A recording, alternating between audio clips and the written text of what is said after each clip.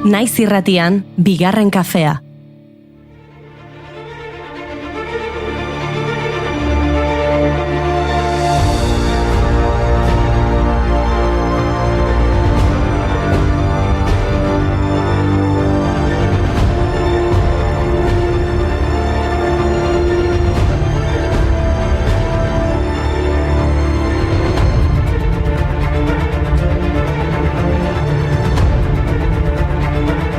Egunon entzuleok eta ongi etorri bigarren kafera. Gaur urtarrilak 13 ditu eta asteartea da. Asteartea eta 13. Kontuz kondairak dio egun hau ez dela atsegina izaten. Zorte txarra izan nahi baduzue, adi ibili gaur. Bereziki kontuz triskaidekafobia sufritzen baduzue. Bai, triskaidekafobia. Zer den hori bada 13 zenbakiari beldur irrazionala edukitzea.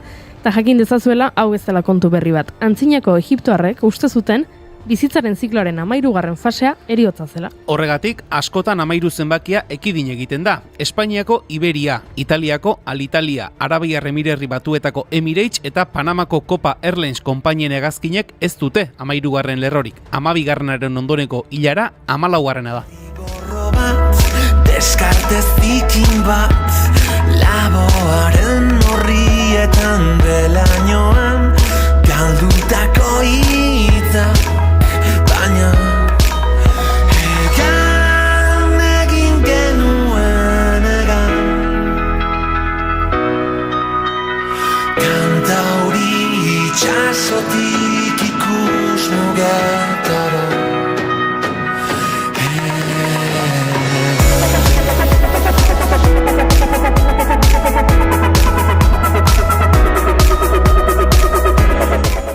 Antzera, Microsoft Office paketea 12 bertsiotik 14. bertsiora igaro zen Jensen Harris, Microsoft Office User Experience Teameko Lead Program Managerrak adierazi zuenaren arabera 13 ez zuten erabili zenbaki horrekiko superstizioa zela eta. Autoetan ere horrelakoak gertatzen dira, Renault konpainiak hainbat modelo zenbakitu izan ditu historian zehar. Renault 3tik 25 zenbaki guztiak dituzten modeloak daude. 13 izan ezik. Joaquin Sabinaren Alibio de Luto albumean ere ez da zenbaki hau agertzen. 12. pistaren ondoren +1 izeneko pista dator. Hori bai, abeslariak ez zuen pentsatu streaming plataformak agertzen zirenean 6 tequilas abestia 13. zenbakiarekin agertuko zela. Gizajoa.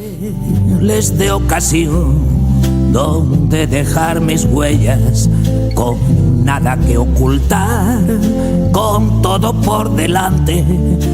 Goliat era un patán, David era un gigante. Aunque en parte soy juez de un nunca, de un tal vez, de un no sé, de un después, de un que pronto. Egia esan, entzule maiteok, guk ez dugu 13 zenbakiaren aurkako sinesmenik, baina egia da, urtarriaren 13ko hemeroteka aztertzen hasita gauza bitxiak gertatu direla data honetan. Gaurko egunez duela 26 urte gertatu zena adibidez. 2000ko urtarriaren 13an, Lasa eta Zabalaren gorpuak identifikatu zituen polizia hile egin zen epaitegian deklaratzen ari zela. Jesus García komisarioari bihotzekoak eman zion Inigo Iruin abokatuaren galderak erantzutera zijoala, epaitegian bertan marka da gero. 1985 aurkitu zituzten Josean Lasa eta Josi Zabalaren gorpuak busoten, Alakanten, baina norenak ziren etzekitenez, hamarkada batez gordeak eduki zituzten, harik eta 1984an Galen inguruko ikerketen berri izatean, gorpuaiek desagertutako gazteekin lotu zituzten arte. Naizegadetan, ustekabeko tiroketetan, eraitxiak eroriak. Minak ez aldu mine materik, nori egiten dio kalterik. Aritzaren memoria. Tira, bani urrundu egingo naiz pixka bat, El Salvadoreraino joko dut. Han ere badituzte arrazoiak 13 beldurra izateko. Gaurko egunez, 2001an, El Salvadorren 8.0 graduko lurrikara jasantzuten 954 hildako eragin zituena. Baina kontua da ez zela urte hartako lurrikara bakarra izan. Handik hilabetera, otsailaren 13an, berriro ere 13a, Beste lurrikara bat gertatu zen, bi lurrikarek herrialdeko hainbat eskualdetan izan zuten eragina, azpiegituretan kalte larriak eta giza galera ugari eraginez. Hondamendia aipagarrienetako bat La Colina koloniako lurjausia izan zen, Santa Teklan 500 pertsona inguru hil zituena. Guztira, zenbat espenen arabera, hildakoak 1249 izan ziren bi gertakarien artean.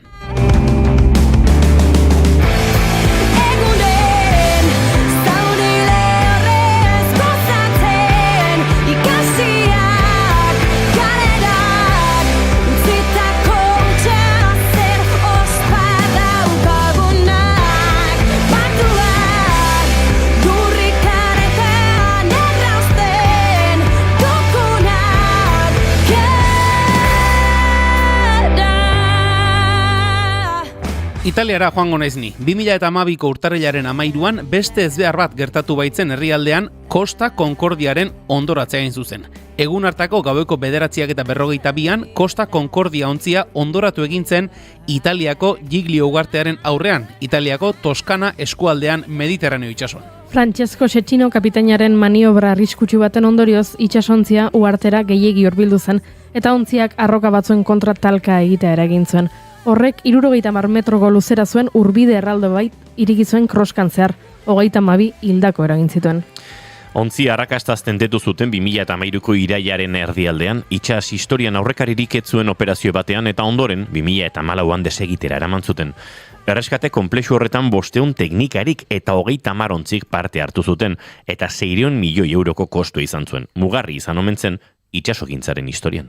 Triste dago lurrosoa, ta lurko ta itxasoa. Triste dago lurrosoa, ta lurko ta itxasoa.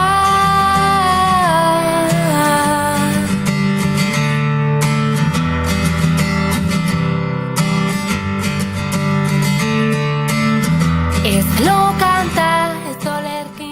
Urrengo efemeridea ere mugarri horietako bat da, ezain larria noski, izan ere 1989ko urtarriaren 13an Michael Jordanek NBA utziko zuela iragarri zuen bigarren aldiz. Negar malko ugari eragin zituen erabakiak. Jordanek saskibaloia uzten zuen bigarren aldia zen, izan ere 1993ko urriaren 6an, aita hil eta hilabete gutxira utzi egingo zuela esan zuen lehen aldiz. Orduan, Jordanek denboraldi bat behar izan zuen berriro saskibaloian jokatzeko, eta erretiroak irauntzuen bitartean, zortea probatu zuen beisboleko liga txikietan. Itzuli zen, 6. txapeldun eraztuna lortu zuen eta berriro kirola guztia erabaki zuen, 89ko gaurko egunez, hemen prentsaurrekoaren une bat entzongo dugu. I felt like I was getting married, but I guess the first and foremost thing that I want to do, and I think everybody here and today is not just a day for Michael Jordan. I think it's a lot of other serious things happening in the world, and I think... Baina amairua ez da beti txarra 1910ko gaurko egunez irrati publikoko lehen transmisioa egintzen New Yorkeko Metropolitan antzokitik. Gertaera historiko hau New Yorkeko Metropolitan Opera Houseen gertatu zen non Lee DeForestek irratiaren aitak bezala ezagutzen dugunak Pietro Masganiren kaballeria rustikana transmititu zuen. Naiz eta emisioren audientzia mugatua izan seinale aulagatik, irratiak entzule gehiagorengana iristeko zuen almena erakusten zuen. Antzezle ospetsuen artean Enrico Caruso tenorra zegoen, Kanio antzesten zuena eta Emi Destin sopranoa besteak beste. Metropolitan Operak irratiaren teknologia bere ganatzen jarraitu zuen 1931an zuzeneko emankizun erregularrak abiaraziz eta bitarteko honen garrantzia are gehiago errotuz. Hasierako emisionek zuzeneko emanaldien transmisioan eta irrati bidezko emisioan etorkizuneko bilakaeraren lehen harria ezarri zuen.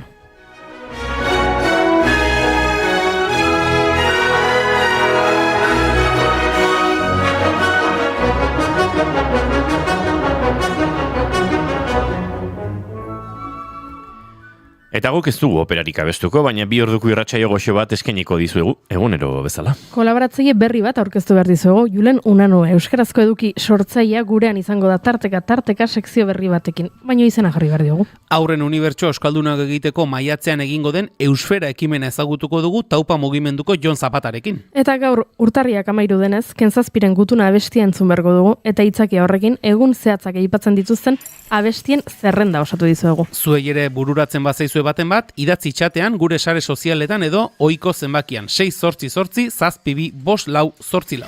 Entzuleok, urtarrilak 13 ditu gaur, eta ez da ostirala, asteartea da. Ongitorri guztioi, bigarren kafera naiz irratian zarete.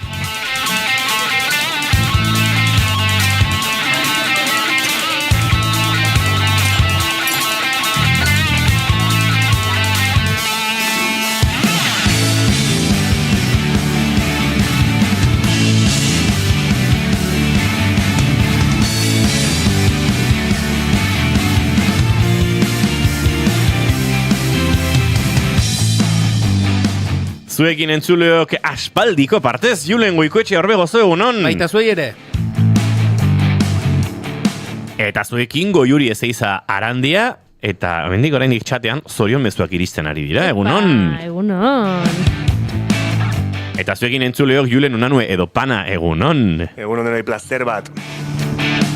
Izketan ari zaizuen hau Inigo Asensio Lurbide gaur bigarren kafeak 1105 du, goizak 10 eta 18 minutu, urtarrilak 13 argi geratuko zitzaizuenez, eta gu hemen dagoeneko 4 hurrengo 2 orduetan zuekin bat egiteko asmotan. Ongi etorri guztioi, bigarren kafean zarete bai, naiz irratian.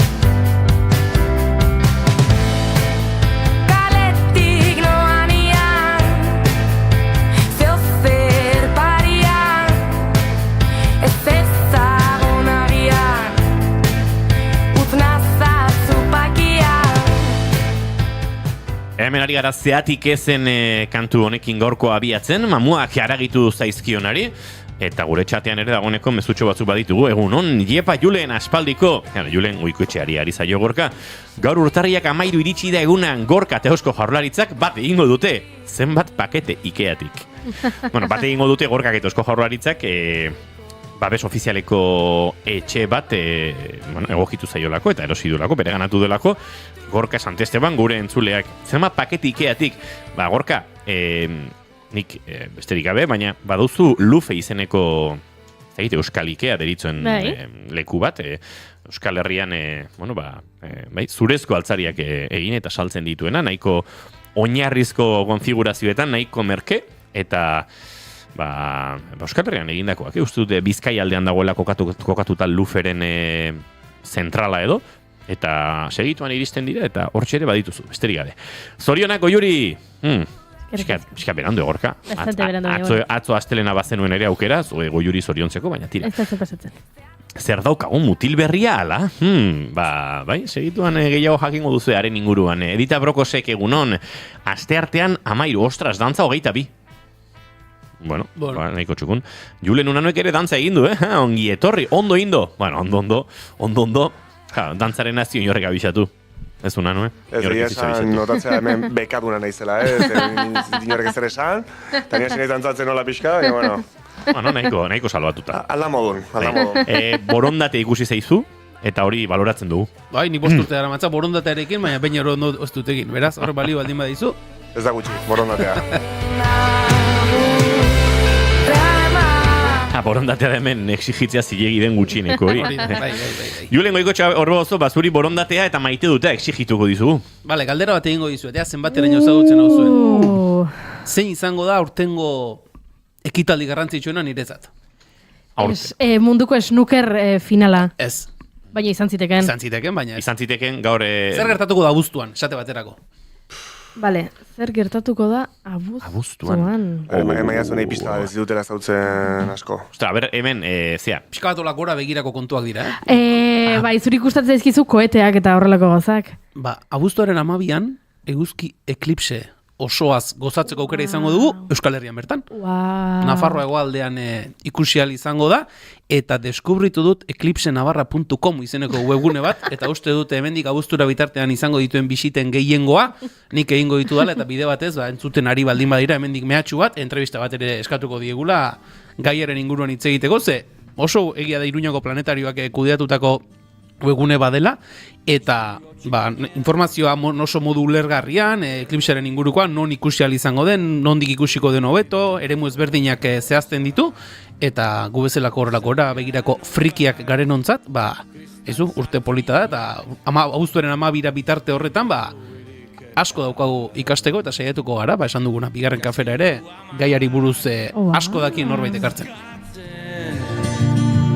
Memorian ubelutako berak Engura erdoilduak Besterik ez dira Dagoeneko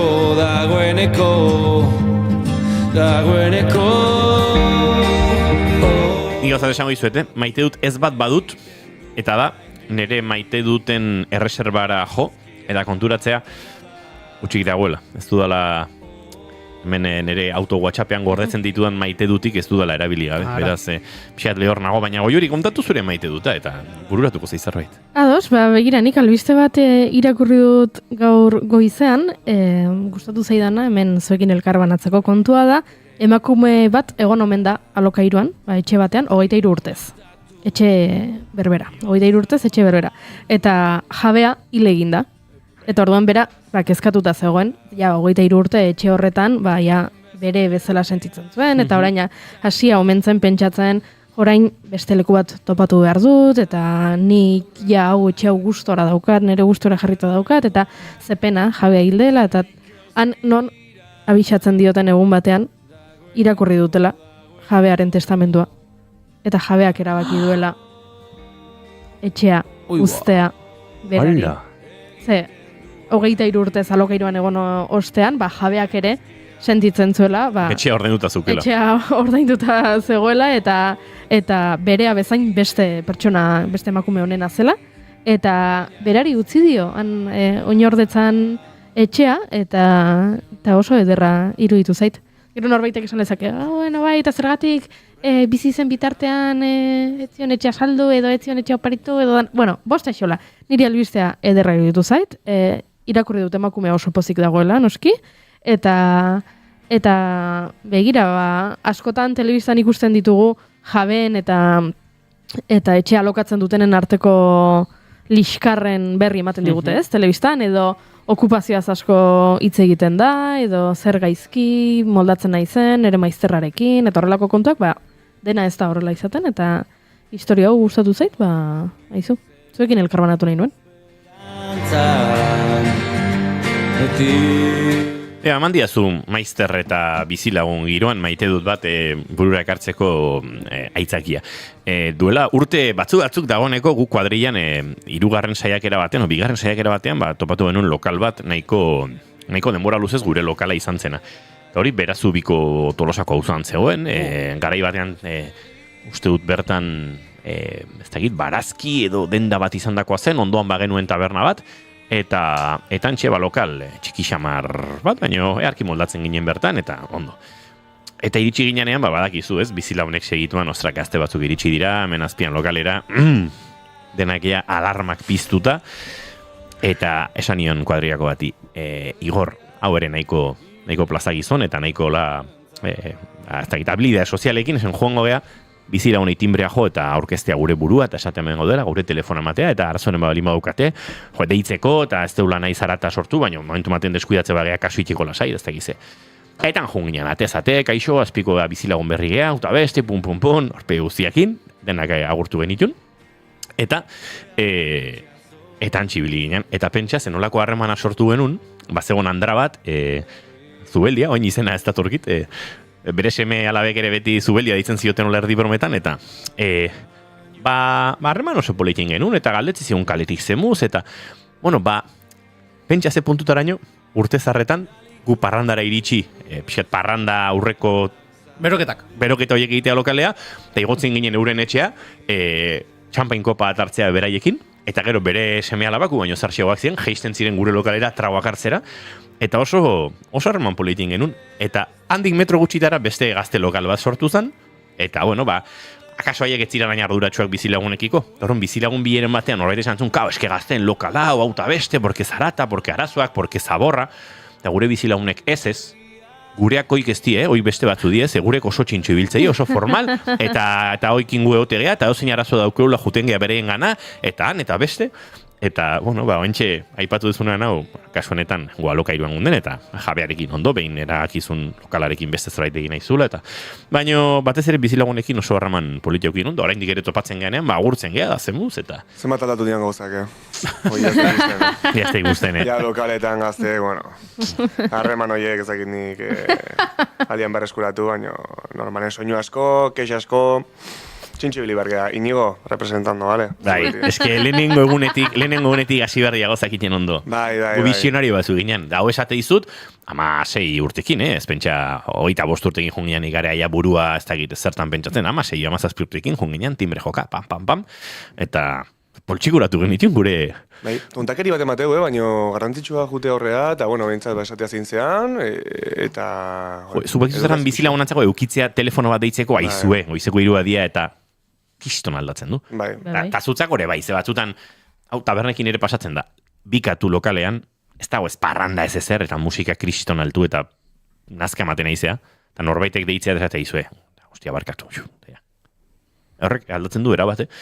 Ez dakit, guk ala ingenun, eta ala izan zen. Ze de Montre, hoxe nere maite duta. Ze goiuri?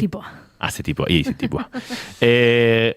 Goiuri, hau iritsi zaigu... Zer iritsi da?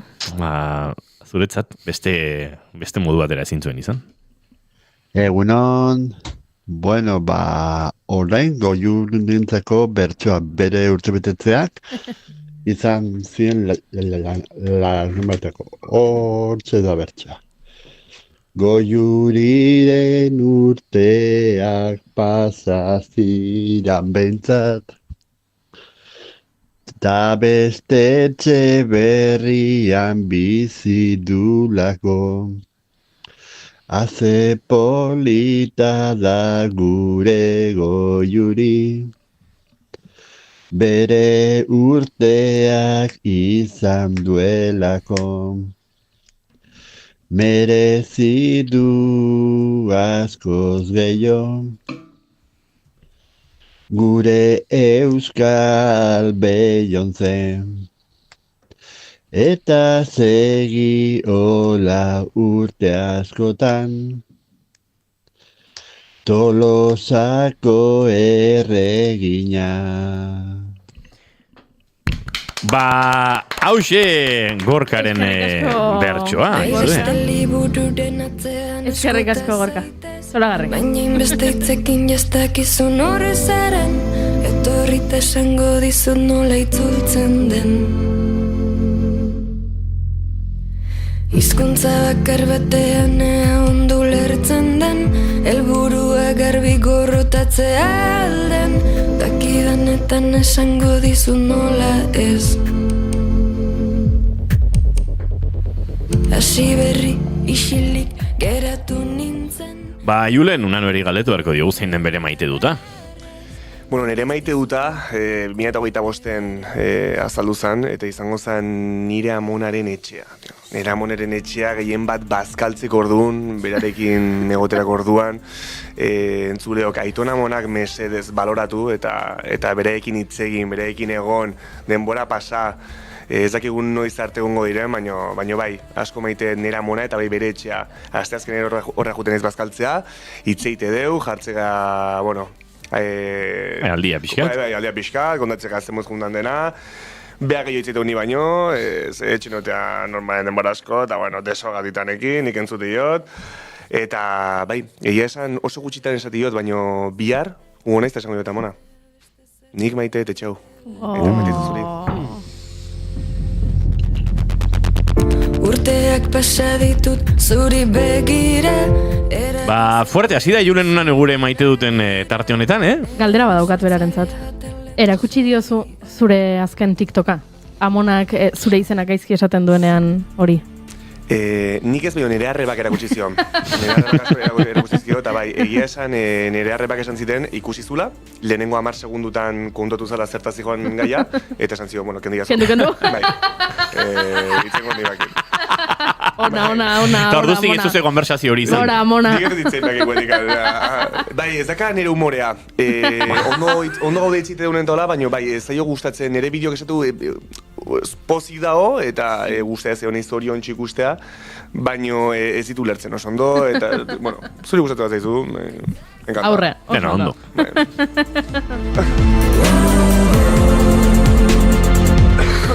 Ba, entzuleok, zuek badakizue, zelen esan dizuegu, oraindik ez dugula izenik Julen Unanue gure Bigarren Kafean egingo duen sekzio ontarako. Beraz, ideiak ongi etorriak dira, badakizue gure txatean, gure saretan, gure emailean, gure WhatsApp edo Telegramean, 688 524 baina, noski, izena ez eta eduki ere, ba, oraindik ez daukagu oso finkatuta, baina, badakigu gaur, ba, bueno, zer esango dutenaren beldur horren inguruan edo hitz egingo dugula. Ez hemen hegoaldean nahiko jotzen dugu gaztelerazko ke diran hortara, baina bai, ez pixkat esango dutenaren beldurra edo horrela dei geniezaioke, eta horrek nola eragiten duen, nola markatzen gaituen, edo zertan aritzen garen. Horrekin abiatuko du Julen Unanueren tarte hau. Hori da. Bueno, egia esan, gehien bat nik nahetena da, sortu hemen hausnarketa giro bat, eta jendeak, gero pentsatzea gukitzen deunaren gai. Eta, bueno, nik 2025-en aldaketa bat eukin txip aldaketa bat, nun hasi nintzen bideok igotzen, eta hortikan aldatu zen, nire beldurra jendeak zer pentsatu dezaken, nire kasuan, nik egiten dituan gauzen inguruan. Orduan, ziur nagoen zule bat egongo dela, edo bat baino gehiago, proiektu bat daukala burun, eta ez dula aurrera eramaten, beldurra ematen dolako 3. pertsona horrek zer pentsatu ezaken. Orduan, galdera atzuk hasiko nahi ziten zuei, eta lehenengo inigozu izango zea zuka espero eta etxeko lanakin daukitzea, noizbait izan duzu beldurra, eta mesez, sinceria eskatzen dut, egia, bakarrikan egia eskatzen dut, proiektu baten edo gauza bat egiterak orduan. Bai, dudei gabe. Asko jarriko nizkizuke, baino, hola garbiena eta hau inoiz kontatu dut, kantatzerakoan, nik zulei asko zen, tarteka kontatu dugu, badudala musika talde bat, gainera Julen da bateria jolea, postal kolekzionistak izenekoa, eta nik urte askotan sentitu nuen alako, segurazki epaiketa puntu bat, impostore sindrome puntu bat, edo ezagizartzen, nire kantuak sortu, eta hori kantatzen jartzearekin. Eta kostazitzaidan, eta are gehiago lehenengo diskoa grabatzen ari ginelan, nire helburua zen kontzertuak ez jotzea. Gero aldatzen joan zen eta baina nik enuen oholtzak gainean frontman posizioan jartzeko inongo asmorik, atzean beste musikarien bizkarrean 11 kontzertu eta biratxo eta egindakoa nintzen, eta naiz, baina aurrean jartze horrek ematen zidan atzera puntu bat, eta uste neurri handi batean impostore sindrome hori ere, edo gezurti sindrome hori, badagoela lotuta esango duten horrekin, ere kasuan bai zen pixkate, igual hainbeste exponituta egontzarenean, edo, hemen ere zure esposizio beharrezkoa ote denez, eta horrek sortu zizkidan bastanteko zalantzak. Gauzak aldatu ja, gauzak aldatu ja zukin. Ez dauka beldurrik orain. Baina badaukat beste bat, hau etzen izan esango dutenaren beldur, baizik eta esaten ari zirenaren beldur. Nik, izango ditu 20 urte edo, eta erabakin nun momentu baten ere izitzan gustatu zitzaidan idea, joan nintzen zapatiatzuk erostea. Eta gustatu zizkidan bi modelo ezberdin. Desente ezberdinak. Rollo antzeko izan ziteke, baina, ez ziren hola oso esango dugu bateragarriak. Eta horren erabakin nuen erostea bi pareak, eta erabiltzea bata bestearen kontrakoa. Alegia, ezkerreko oina zapatilla batena, eta eskubiko oina beste modelo batena. Galtzerditan modan dago, galtzerditan oina eskuitea. Duela 20 urtenik zapatiekin egiteko saiakera egin nuen. Baina Tolosako gizarteak, ez zuen inondik inora onartu, are gehiago. Koplak atera zizkizuen. Koplak atera zizkizuen. Koplak, esango nuke oposizio gogor eta odoltsua egon zela. Manifestazio bat, elkarretaratzea. Bai. Inigoren zapatillen aurka. Ne urrundit esan zutaz, ez da ikusten. Pixkat gaizki, pixkat lagunak, gertukoak okerrenak. Tu, noazuaz horrekin, ez dakize, ni holazukin inez jongo, talako, pixkat bastanteko bazterkeria bizizan nuen, bai, eta gauzat esango izuet, hori modan jarri barko litzateke, ze oso gauza guapoa da. Igual, zure bizkarrezurrarentzako, bi zapatia ezberdin erabiltzea ainona ez da izango, ze altura ezberdina joango zara, aldaka oker. Izan daitezke modelo bera, baino kolore desberdinak. Hori da, bai, hauek nahiko, zola nahiko antzekoa zuten, nahiko arroio antzeuden, baina, pixkat esente desberdin ziren. Bastante pionero orduan zure aldetikan, ikuste badu norbait kaletikan bi zapatia ezberdinekin, esango du, bale, Inigo. Esan diezaiokezue, hau 2000-garren hamarkadan, 2000ko hamarkadan ja egiten zuen Inigo. Oso no. Guain goiuri, zukin jugunez pixka bat, beste galdera batekin, aditu bat nahiko sartu nahi nun, gai hontan, Albert Ellis, eskuminak zuri eta bai zure etxeko jentzuten herri bazara, pentsakera mingardiena, pertsona batentzat mundu guztiaren aprobazioa bilatzea dela dio. Eta ideia honek, ansitatea, errua eta dependentzia emozionala sortzen du. Orain, nire kasu bat jarriko dizut eta gero zu jarri bat. Nik bideoak hasi dintzanean igotzen, Inigori, nire edukiak, grazia egiten dio eta ondero hortzen diote. Baina zuri, gaizki hortze dizut, ulertzezu orduan, nik zein barko nuke, bideoak ez igo, eta horrela ez diot gaizki hortzen bate, esan dizut, zuk nur sentitu duzu, mina ez egitarren edo mundu guzeri ondo erortzearen, kaltetzen dizula proiektu baten edo zerbait egiterak orduan. Lehenengo azaldu behar dut, Julen, gezurra esan dezula. Nik ez dit... Erantzun galdera. Ez da, etxaran, baina uste dut, hau azaldu behar dela. Azaldu behar dela, nik disfrutatzen dut zure edukiarekin. Bideo bakar bat dago, ez nago hor ados ni. Ez da bai da arrazoi izan daitekena. Hori ez da gaurko gaia, eta orduan ez dugu hori landuko. Bideo batekin ez nago ados, baina bestela, nik gozatzen dut zure edukiarekin, orduan... Bueno, itzengo dugu, beste sekzioetan aldegu itzeine baita bideo horretaz. Noski. Hala nik gauzak esan, zuk esan ezun niri zure bideo gustatzen zaizkidala. Ez da goz. Bueno, gauzak esango izut, atzo nahi gabe topatu nun bideo bat, eduki sortzaile izango da pertsona batena edo, eta ikusi nun komentarioetan, hemen kolabo bat Julen Uranuerekin behar da. Eta nire buruan pentsatu nuen, mesedez ez? Ez zitzaizulako gustatu beste eduki sortzaile hori? Inigo, tio, eskalope. Mutillo da nire laguna bena. Ez que nire laguna ere bada, tio. Baina, bastante gutxi gustatu zaitu. Ez da egite esan barko nioken. Baina bideo... Laguna ez dure mailan, nik behakin xasi parrandat egin dut, eta gauza batzuk, eta egon geha. Ez da nire laguna bera. Baina da, bideoa ez zaizu gustatu. Hori da, bideoatze bat ero gustatu. Ez bera eduki sortzaile bezala, gauza zehatz bat ez zaizu gustatu. Bideo hori ez zaizu gustatu. Bideo hori, beste ez dakit gehiago zirit ikusi. Ados. Bekin inzite bat ontaz, ez dakit arazo bat komentatzen. Esan dizaiok izu. Esatik gauz. Gonbia ezakegu. Venga, umaten etortzea honean. Gonbia ezakegu, tutu. Hortik ez. Ui, ama. Bueno, gero kontatu, a ber zer den. Gau, entzulek pixkat galduta daude, nik abe pixkat... Entzulea bakarrik ezen, nire bai. Ez dakit nahi ezun komentatu, estan bai uste dugu, eta goiurik erantzuteko galdera, Bada espada agian hobeto, ez? Gustatzen ari zait, zure saiakera desmadrau kudeatzeko, ze, claro, de repente jarri gara lokatzaren atarian, ez? Ni gustatu zait, baina nire lehenengo egune izan da pixkat, tentxo jarri naiz. Bai, lasai, ez zer pasatzen. Aitor maite dugu, niri bere bideo horrek pixkat olain dit, epala. Baina, bueno, izu, gauzak ez dira horrela, gauzak horrela xe daude. Egunon gaztiak, onna gorka, hemendik indiokerrek, influencer zara, Julen diote. Beste Julen. Notizion bat ere manbarria guentzulei, atzo kaferi gabe geratu ginen, baina nire ama hemen da, kafe poltsa ekartzeko, pasa lasai ama.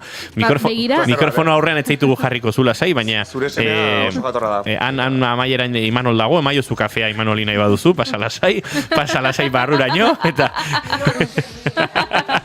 Begira, txatean proposatu dute, Julenen sekziorako, izen bat izan zitekela Amonaren kafea. Ez da txarra, Amonaren kafea. Ondik uste.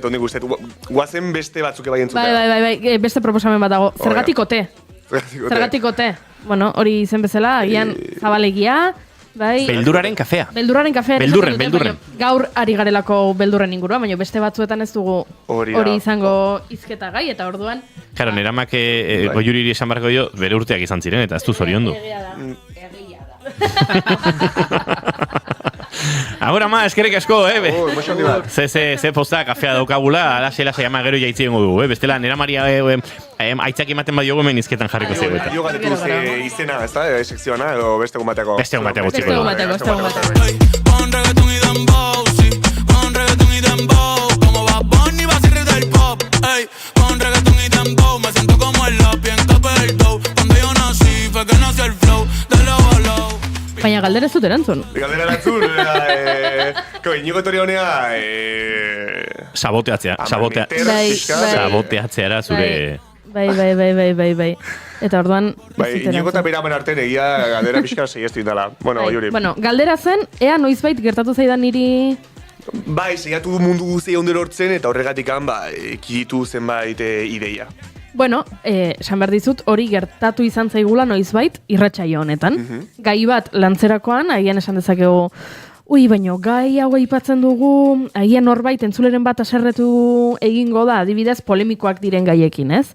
Ez dakit gaur aipatu ditugu abesti batzuk, edo Costa Concordiaren ondoratzea, hor badakizu, bueno, ez dela inor aserretuko, baino agian polemikoagoak diren gaiak balin badira, esan dezakezu, agian entzule gazteenek ulertuko dute, baina entzule helduenei ez die honek grazia egingo, edo hau aipatzen balin badugu gure entzulen artean, bueno, entzule osoan hitzak ditugu, eta batzuk alderdi politiko baten zaleak dira, beste batzuk beste alderdi baten zaleak. Bai, gure entzulen artean badaude alderdi politiko konkretu batzuen oso zale direnak, bai. Eta beste batzuk. Núñez Feijóoren posterrak etxean dituztenak. Hori ez. Bai, izango dugu batean bat. Bai, Núñez Feijóoren posterra etxean duena. Gure entzulen artean Pepeko bozka egiten duen norbait egongo da. Bai, nik ezagutzen dut bat. Bai? Bai. Entzuten gaitu Pepeko batek, benetan? Entzuten gaitu Pepeko batek, ba. Hai maitia, musu bat. Berez alderdi kidea, baina bozkatzen du. Hoi ez da pixka zure teiatua harria botatzea? Bueno, nik uste dut iritzi askotarikoak entzun nahi dituela, eta horregatek. Orduan zer gertatzen da, batzuetan gai batzuekin gertatu izain zaigula esatea, hau, agian ez gara usartzen gai hau lantzeraz, agian gure entzulen sektore hau aserretu egin daiteke, edo ez gara gai ikusten gaia ondo eta ertz guztietatik lantzeko, eta hori izan daiteke adibide bat, bestela nere egunerokotasunean ez zait hainbeste gertatzen. Bueno, ez. Gertatu ez zaizu. Bai, gertatzen zait, baina egia da nahiko barneratuta daukadala esaldi bat, behin lagun batek esan zidana, dala, etzara kroketa bat, ezin zara denon gustukoa izan. Fakto, Eta egia da. Orduan, zuk hartzen dituzun erabaki guztiak, ez dira denon gustukoak izango, baina normala da. Niri ere ez zait gustatzen, ez dakit, nire inguruan jendeak egiten dituen gauzak, edo dauzkan iritziekin, enago eunean ados guztiekin, gauza batzuekin egongo dira hor arrakalak, eta normala da. Beraz, ez zara kroketa bat, ez zara denon gustukoa. Nik beti esaten dut, jende guztiarekin ondo ematen den jende horrekin, argi. Zen nonbait ez da garbi izaten ari, nonbait. Bat ematen ez da garbi izaten ari. Julen unanurentzat galdera badaukat, oraintxe fakto esan duenean konturatu naiz, Julen izan daitekela Gasteizkeraren oso zale, edo ez, nik orainik ez diotentzun Txemapel Barbara esaten eta horrelakoak, baina izan ziteken. Kontua da, dauzketala nere jobak bastante fakto hitzarekin igual pixkat euren gaitasunaren gainetik. Oso ona da, Bai, baina igual pixkan nortu egin behar da, igual dekalogo bat ere egin behar dugu, edo dekalogo bat igual gehiegi da, ambizioso jamar izan ez, baina neurri batzuk, ez? Faktok ezin duela izan konversazio batean minutuko 3 aldiz agertzen den hitz bat, ez? Bestela indarra galtzen duela, ez? Behin esan dut, Bai, eso ondo. Faktazo, oza, horregatik, baina bai, egia da, ondo hitzaitela ekitu inbaia hitzoiek, gero bai bat dago modan, asko dala txarka eta euskeraz zingira. Asko gustatzen zait kontzeptu hori. Bai, eta bai, jende asko esate, ke txarka, eta iristen momentu bat, dena dala txarka bat, ez da, ez da. Hori da. Horreagoaz. Bueno, jarraitzeko jazkeneko galdera dukatelako, Goiuri, zorionak, arriskoa ikustezu, zure hitzetan, eta horrek onurak egarriko ezkizu. Orduan, azkenekoa, Jule. Hostia, hau horoskopoa! Horoskopoa izan da. Reflexiones. Izerdi hotzak eta dauzkaia, Bueno, Jule, beste azkeneko gaia, zenpetxetuko tenzukin beldurraren arira, porrote egiteari beldurra izango zen. Beste gai bat, pertsonak ez dugu akatsik egin nahi, bidetik, baina, claro, ezinezko da, guen gaude bigaren kafean, eta, hau da, elite. Baina, honeatorek binorenago, bixan lokatza zapaldu deu.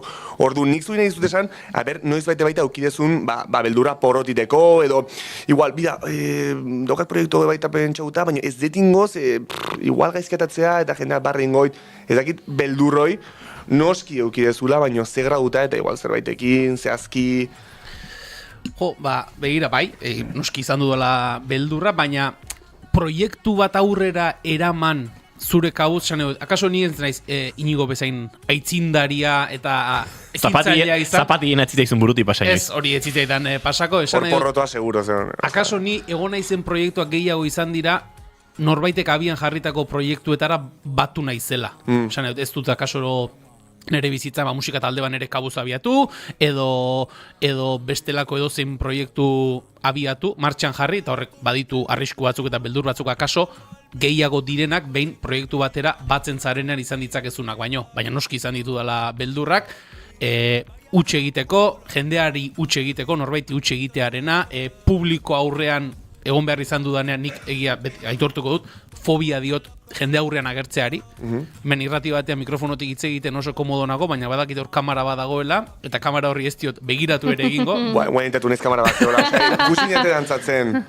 Bai. Vale. Eta horregatik gorkak esan du, dantzan ere animatu zealatori, denak zu ikusten ari dira. Ikusten zuen ni porrotori beldurra etziotela, ikusten zuen. Zure kamera alare, hau da. Hau da. Bai, horre horrentxe lehen planoan zaude. Bale, guen intatu nez.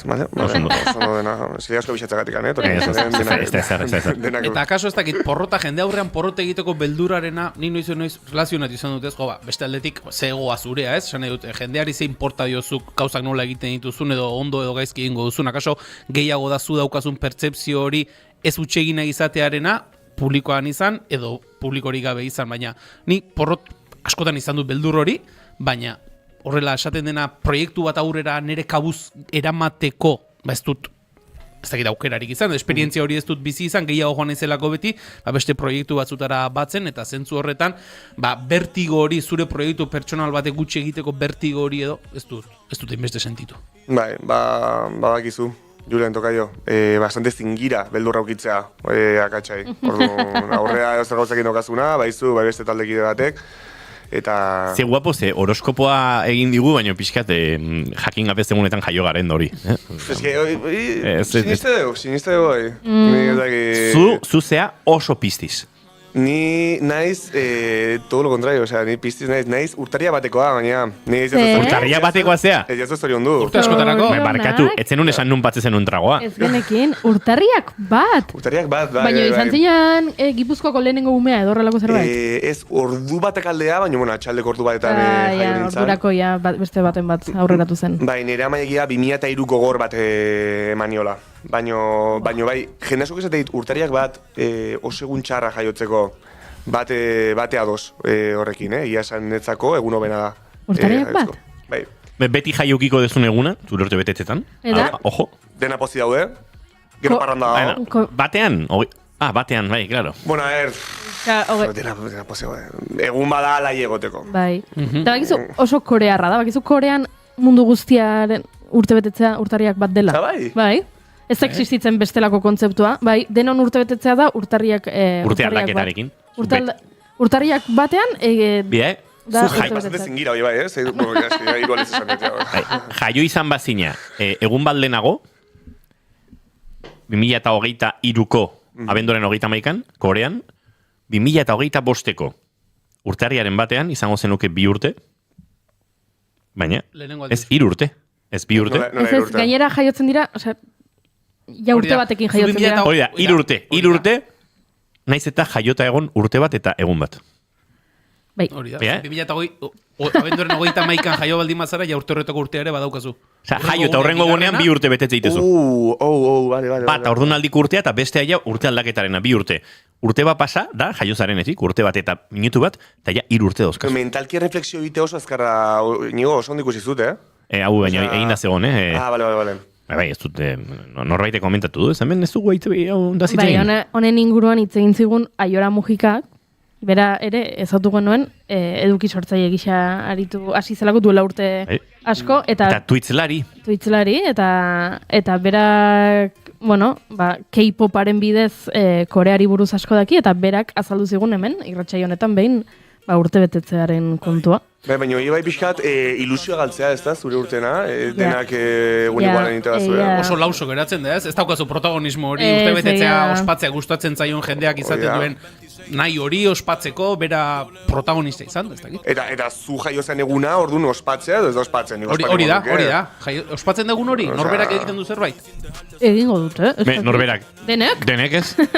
Esan nahi duzu, ustailaren 8an jaio baldin bazara, urtarrilaz bat azaratago ustailaren 8an zerbait ospatzen duzu? Hori ez dakit. Venga, beste batean galdetuko diogu Aiorari galdera hau. Uste ez. Ez, nik esango nuke ez. Ez dagoela urte betetze... Ni guzti baietz, Bai. Ni guzti baietz, autaria baten ez dutela ospatuko inorrek, osea... Ja, gian. Wow. Aizu, hemen txaten jarri dute, Julen, pasa zure kontua, ez dut aurkitzen. Bia, esplikatzi izuet, @UNAANUUE, ustet. Ez zenuen asko pentsatu sortu zenuenean, ez? Ez da erraza... Nera bizena da unanue, baino ezin, osea, jarrita zeon, unanue. Hartuta zeon. Orduan imarnu, zenbaki basatu, zeiten gustatzen unanue 44. Orduan, unanue, hola doka jarrita, eta TikTok eta Instagramen. Vale. Unanue, 2A, eta bukaerako 2U bezala. Bueno, baina Julen unanue jartzen baldin baduzu bilatzaian ere agertzen da. Uste ez. Ez? Uste ez. Nik uste dut horrela topatu dut. Hauen jarraitzea asko iraziko ditut, Truiarenak. Jarraitu denok TikToken... Julen unanue TikTok jarri dut bilatzaian, eta lehenengoa zure kontua. Eta ez daitu, Ondo. Ederra, oso ondo. Amarmilla... Eta bigarrena amona piercingekin sudurren. Soa izango du, pixka promozio bat emaiaz zuen? Nahi gabe izan da, baina galdetu dute txatean, eta orduan esan dugu, azaldu beharko dugu. Hala ere, promozio egiten dugun bitartean, geratu zaiz zalantza bat oso airean, eta da, Korean urtarriak batean betetzea zaratago, dagokion egunean gero ospakizuna egoten ote den. Eta, Ego Korean badaukagu lagun bat, irratio eta honetako uinetan aspaldi izan ez duguna, Unai Urretxo, eta galdetzen ari gatzaio. Nik nahi du jakin. Eta bide batez Euskal Herria noiz datorren orkestaren bat zuzentzera, edo porretara, edo meni paso egiteko. Ea berak noiz ospatzen dituen? Hori da, Unai, zuk ospatzen ote dituzun dagokizun egunean, ze noski Euskal Herrian jaiota, hori de hor dago, edo urtarriak batean zerbait ospatzen den, edo nik uste urtarrian batean urte berria ospatuko dutela, besterik gabez. Honen inguruanea argi pixka bat jaurtitzen digun. Galdera eginda, bide batez. Zalantza asko, egia esan. Nik uste, azu jaio zen egunen, zure urte diala, eta este guztia dela... Baina oso kulturala da hori, orduan, han ez badiote garrantzirik ematen horri, Hemen, bilatu dut, normalean jaio diren egunean ere ospatzen dutela. Baina, lagun arteko ospakizun txiki bat egiten dutela, baina ospakizun nagusia, ez dakit familiarekin edo, urtarrilaren batean. Claro, oso polilla da, zure urte betetze eguna, zure amarena, zure aitarena. Bai, denak, zehazten inorretaz. Zorionak, baita zure. Eta alga zopa jaten honben dute, urtarrilaren bat horretan, urte osorako zorte ona izaten. Oi, barkatu, baina orain kriston gozea jarri zait. Eta daukago pendiente Korean barbecue bat. Egia da. Korean barbecue behar dugu. Kroketa, Julenen urte betetze eguneko kroketa, nire urte betetze eguneko kroketa. Kroketa eta Korea jartzen baituzu ekuazioan, niri alabeharrez datorkit Durangoko Iruko Xuxik prestatzen dituen kimchi kroketak. Egia da. Xuxi baten kroketak? Kimchirenak. Ez da kimchirenak, ez dira kimchirenak. Kimchia daukate. Nola izanatu? Xuxi zaletzate, bai, ze da lupiarekin egindako. Etorriko zait izena. Izen berezia dauka, plato horrek.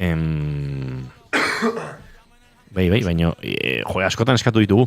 Bale, ez datorkizu, ez datorkizu. Zuei xuxia gustatzen zaizue? Bai, zuri ez. Nei ez zait, bate gustatzen. Ez, Ez. Hemen, lehenengo... Gure arteko arrakala. Ez, jazta. Arrakala. Red flag. Mikrofona itxi diozu? Bai. Tipo hau etxera. Agur. Bueno, aizu, esan dugu, errespetatu egin behar dela... Nola zinen zu, nahi? Beldurra mateit, zokazu kontrola, nire... Bai. Eta gainera, hemen ez pentsatu gauzak, demokratikoak direnik. Mikro izten zaizu, agur, Nola, xuxia, batere etzaiola gustatzen. Ez, xuxia nire plater gustukoena. Egunero guten naiz, Ibarra hemen ondon dago xuxi bat, eta hor... Bastante txarra. Nagimi, sashimi, eta hoi guztik jarritu, gozatzeko. Nagimi. Eta, bueno, gaur, bihar, nera mona etxan joan, baina xuxi jango tazkenen. Horrego gonez, bia gustatzen zait.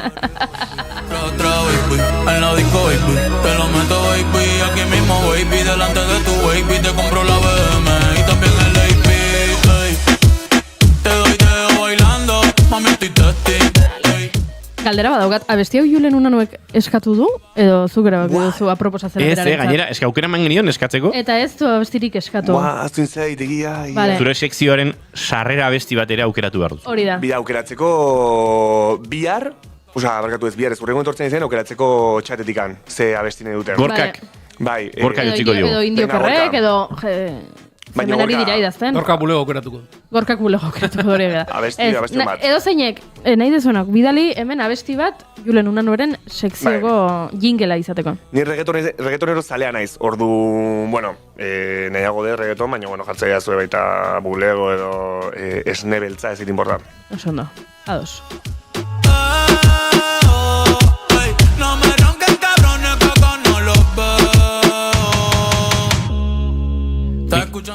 Amaitzeko azken galdera badokat, Julen.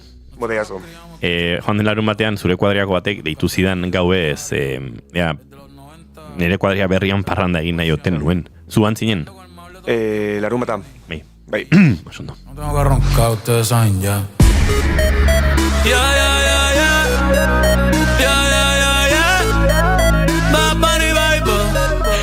Julen Unanue plazar bat izan da, harritzen nau, hau esateak, baina froga gainditu duzu. Ez genukan espektatiba ondirik, ez genukan konfiantza ondirik.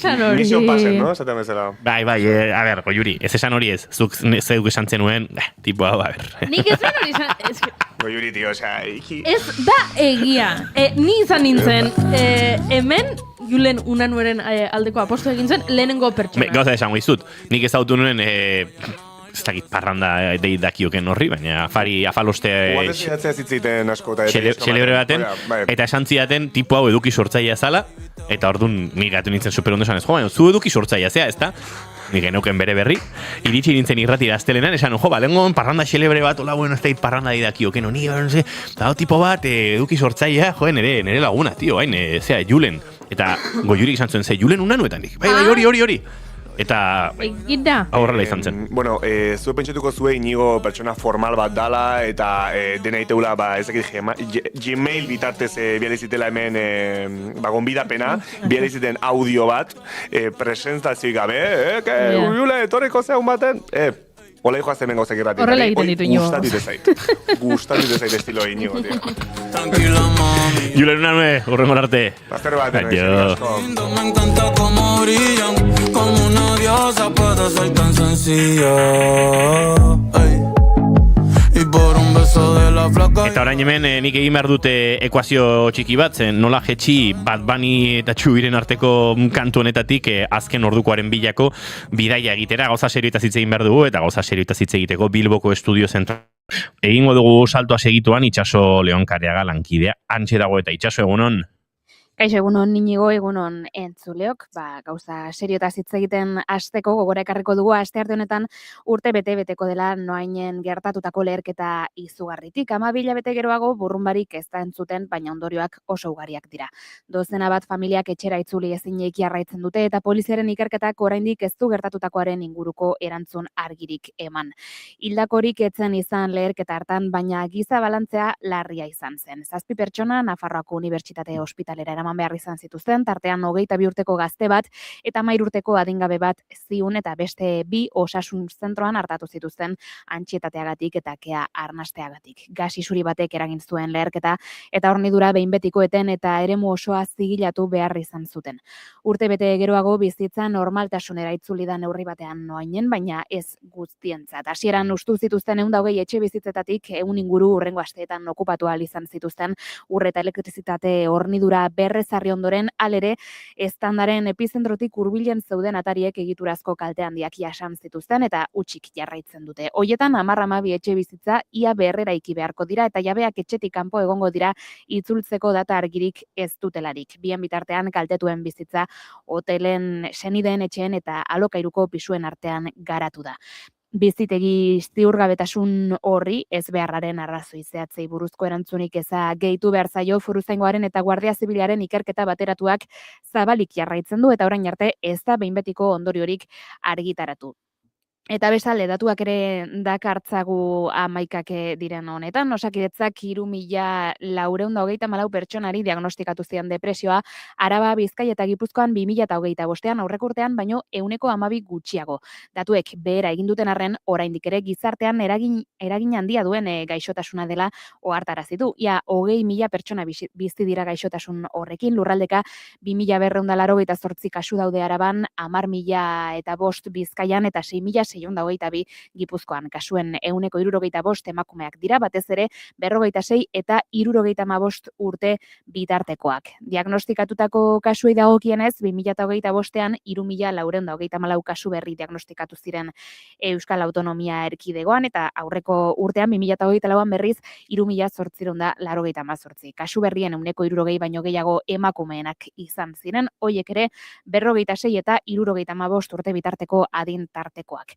Depresioaren aurkako munduko eguna dela eta eman ditu datuok Lakuako gobernuko osasun sailak eta sintomak antzematearen garrantzia nabarmendu du, baita laguntza eskatzearena ere sintomak desagertzen ez direnean osasun zentroko erreferentziazko osasun profesionalarekin kontsultatuta.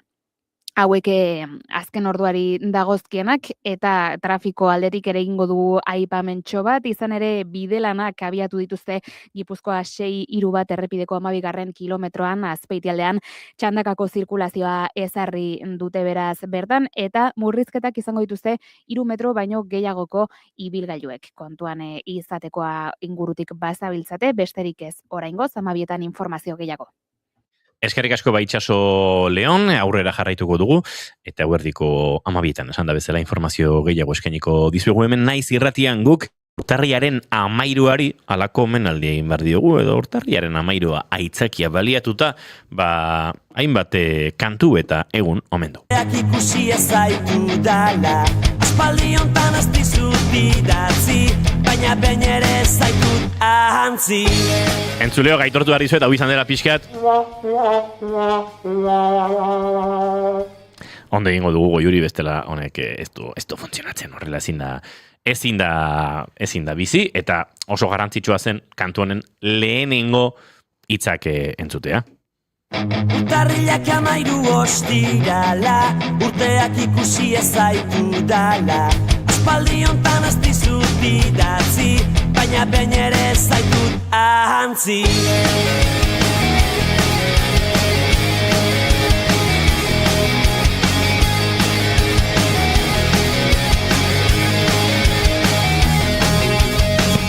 Oroitzen aiz batera Urtarriak 13 ostirala, urteak ikusia zaitu dala, bagenekien gaur abesti hau entzun behar genuela. Izan ere gaur urtarriak 13 da.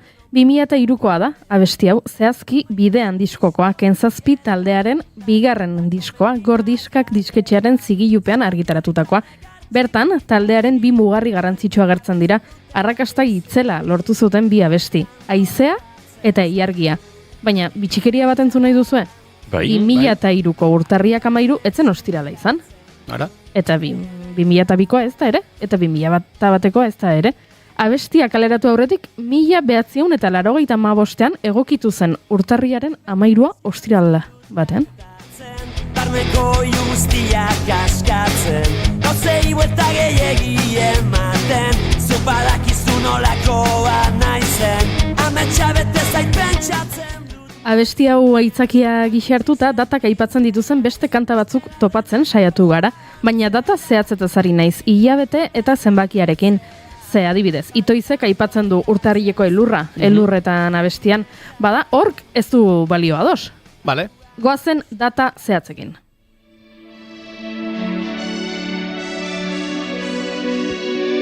Un 6 de febrero, un te amo que ya no está. De lo verdadero a lo lejano, ¿tú de qué vas? Fue un invierno en el que fuimos dos. Es más frío cuando... 2025ko abesti entzunenetako bat izan da Aitana abeslari kataluniarraren 6 de febrero abestia. Otsaiak 6 aipatzen du, data zehatz bat da, baina gaurko zerrendatik kanpo utzi nahi dut. Izan ere, euskarazko abestietan oinarritu nahiko nuke. Egia da, beste hizkuntzetan ere adibide asko topa ditzakegula. Aitanaren 6 de febrero hau, Celtas Cortosen 20 de abril, Mekanoren 7 de septiembre, edo Ismael Serranoren un 8 de marzo. Frantsesez aldiz, Renauden Le Premier de Mai, Jen Ferreten, 1954ko abuztuak 16, Claude Nogaruren uztaiak 14, bueno, asko eta asko dira, baina gu euskarakoekin geratuko gara gaur. Urtarrilerako ez ditut gehiago topatu, beraz, otsailera joko dut, ados zaudete? Bai, ados. Bota.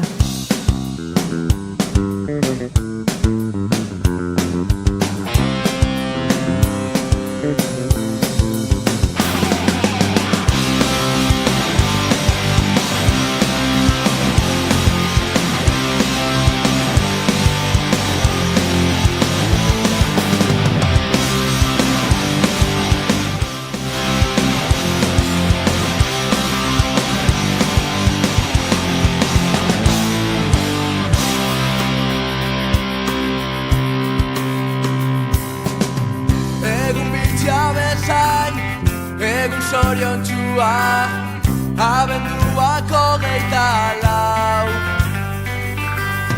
Gogota indarrez, eraikitako ametsak, oraindik betinko dira.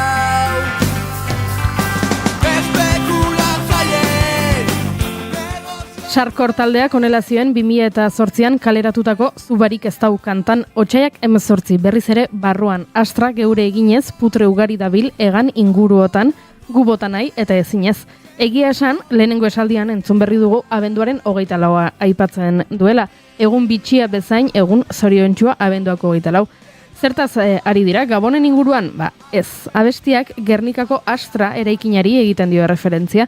2005ko egun hartan, goizeko 5etan, 60 gazte inguru astrara sartu ziren, Beinola arma fabrika izandako eraikina herritarrei eskaintzeko.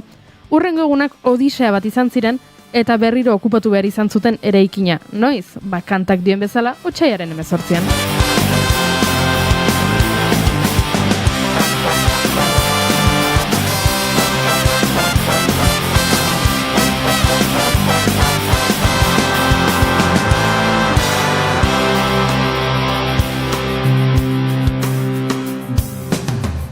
Otsaiak 18, berriz ere barruan, astra geure... Batzuetan ordea ez da hain argia izaten dataren erreferentzia topatzea. Javier Muguruzak egunkari puska bat abestian otsaiaren 7 aipatzen du.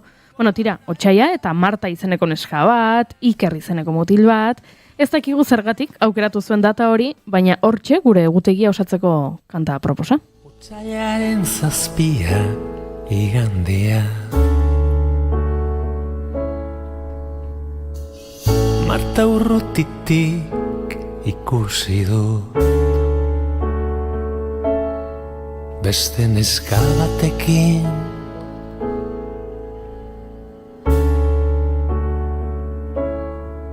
Hizketan zijoa zen.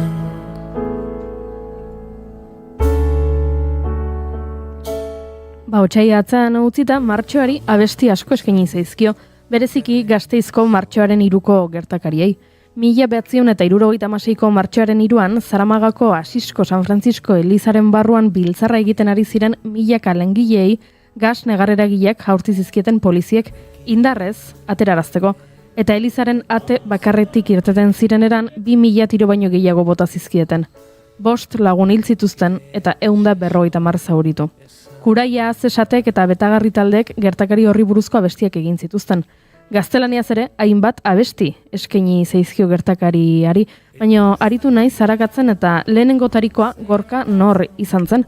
Gasteiz Martxoak 3 izeneko abestia egin zuen 1976an gertaeren urtean bertan. Tarragonan jaiotako gasteiztarra aitzindaria izan zen.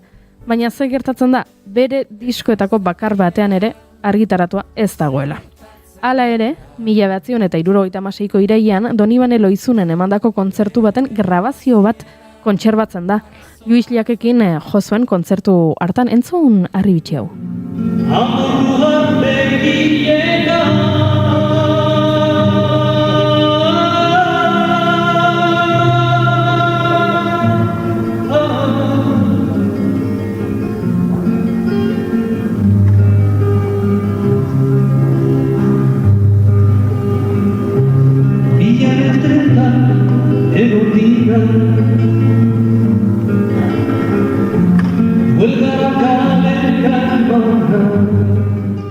Bide bitxia izan duen beste abesti bat elkarbanatu nahi dizuegu. Orain, 1976ko garaina hasi horietan, Juanjo Urangak ere Martxoak 3 izeneko lan bat idatzi zuen. Hainbat hamarkadatan argitaratu gabe egon zen, harik eta 2020an Sabin Salabirriren laguntzarekin Atempo abesbatzak erreskatatu eta estreinatu zuen arte. Berezia izan zen oso urte hartan, Martxoaren 3an, gertakarien Elizaren barruan abestu zuteneko unea. Hori ere bada memoria historikoa.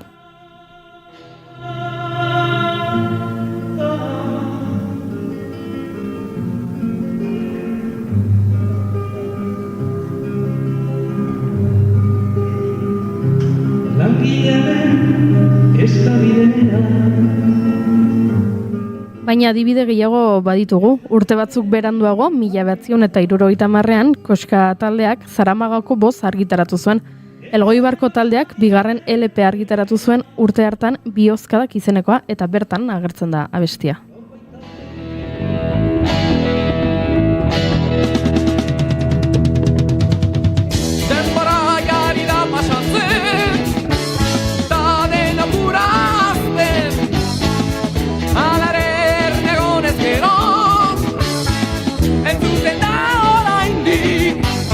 Gasteizen izan zen motxa Entzuzak nahi baduk entzuzak Erean nahiena hotxa Galdezan nahi baduk galdezan Zaramagako poza Gasteizen izan zen motxa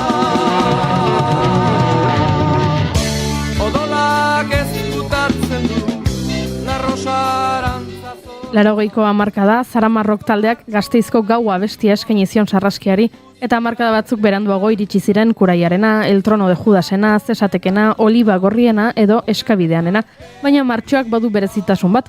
Martxoaren 3az gain, martxoaren 8 ere garrantzitsua dela, emakumearen eguna baita. Egun hori aipatzen du Bibala taldeak kontraesanak abestian.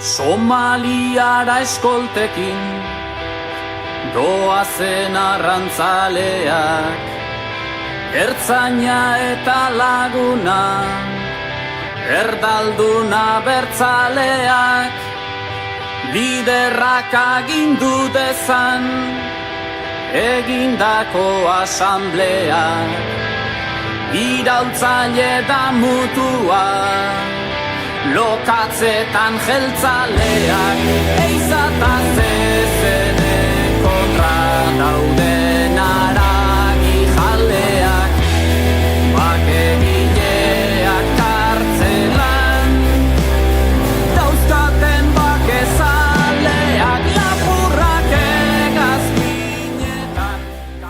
Martxoak 8an more, 9an matxista esaten du Bibalak, ederra plana, baina giroa guztiz aldatuz, martxoa aipatzen duen beste abesti bat aukeratu nahiko nukenik. Olatz Salvadorren Ahoal diskoko ahots ari kanta. Zer gertatu zen egun hortan? Ba, nik ez daukat ideiarik ere.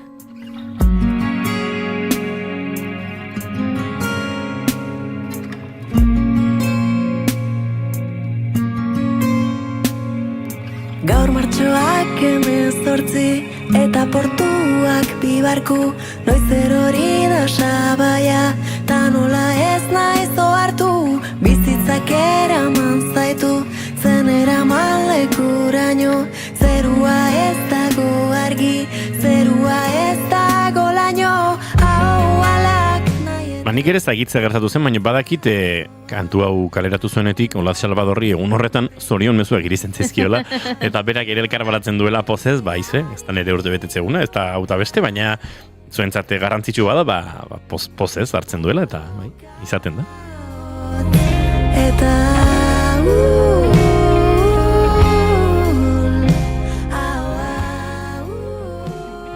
Eta nik apirilera joan behar nuen, baina zuen proposamen bat iritsi zaigu, esan dugu, txatetik, telefono bidez, whatsappetik, sare sozialetetik ere bidali izen ezaketela, zuek ere ezagutzen bazenuten horrelako bestiren bat, eta iritsi zaigu bat, zeru gorriko egunak izeneko kanta bat, esianena, zer bertan aipatzen da, martxoaren 21, 2, 3 eta 4.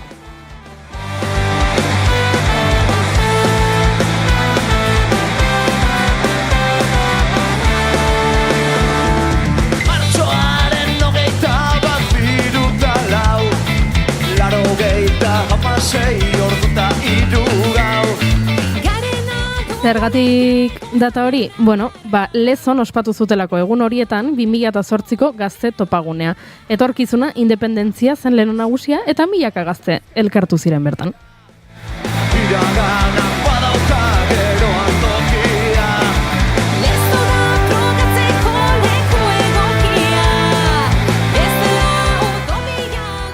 Jarrai dezagun aurrera apirilera iritsi gara eta emeak taldeak, 1980ko hamarkadako Euskal Herriko rock taldeak, apirilak 16 aipatzen du Edi Kokoranen balada izeneko abestian. Zehazki, 1960ko apirilaren 16a. Izan ere egun hartan hil zen Estatu Batuar rock musikaria. Gau hartan, Edi Kokoranek trafiko istripua izan zuen txipen jamen, autoak farola baten kontra talke egin zuenean. Londrestik Bristolera zijoan taksiari gurpilak eztanda egin zion eta bat-batean kontrola galdu zuen. Beraz, hortxe apirilaren 16a, baino badaude gehiago. Gatibuk apirilak 27 aipatzen du, Ruper Ordorikak aldiz apirilaren 20a, eta horrela maiatzera gerturatzen gara. Maiatzaren lehenari buruzko abesti ugari ditugu. Langileen nazioarteko egunari letra asko eskaini zaizkiolako. Izan ere 1889an Parisen aldarrikatu zutenetik, maiatzaren 1 Chicagoko martiria komentzeko eta langileen eskubideen eskabidea egiteko eguna da. 1886ko maiatzaren 1 Chicagon sindikalari anarkista batzuek greba bat abiarazi zuten 8 orduko lanaldi eskatzeko. 3 egun pasa ondoren, grebaren une gorenean Haymarketeko matxinada piztu eta greba bukatzeko 8 langile epaitu eta 5 heriotza zigorra jaso zuten.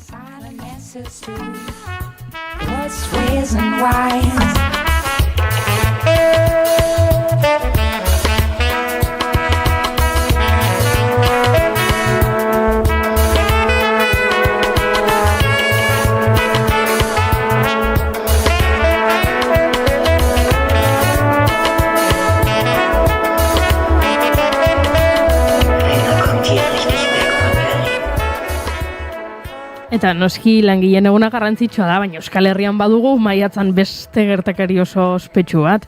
Orion, balea agertu zenekoa, hori bai garrantzitsua. Orioko baleari 20 bertso anonimo dira, 1900 eta lehenengo urtekoak. Benito Lertxundi Oriotarrak 1977 urtean bertsio laburtuan Euskal Abesti Herrikoi bihurtutakoak. 1901ko maiatzaren 14ean Orion balea bat nola arrantzatu zuten kontatzen du. Bizkaiko golkoan harrapatutako azken sardako balea izan zen eta Orioko arrantzaleek arpoirik gabe dinamita erabili zuten animalia hiltzeko. Maiatzaren 14 egunian Orioko herriko barraren aurrian Aldia agertu zan behatzik aldian.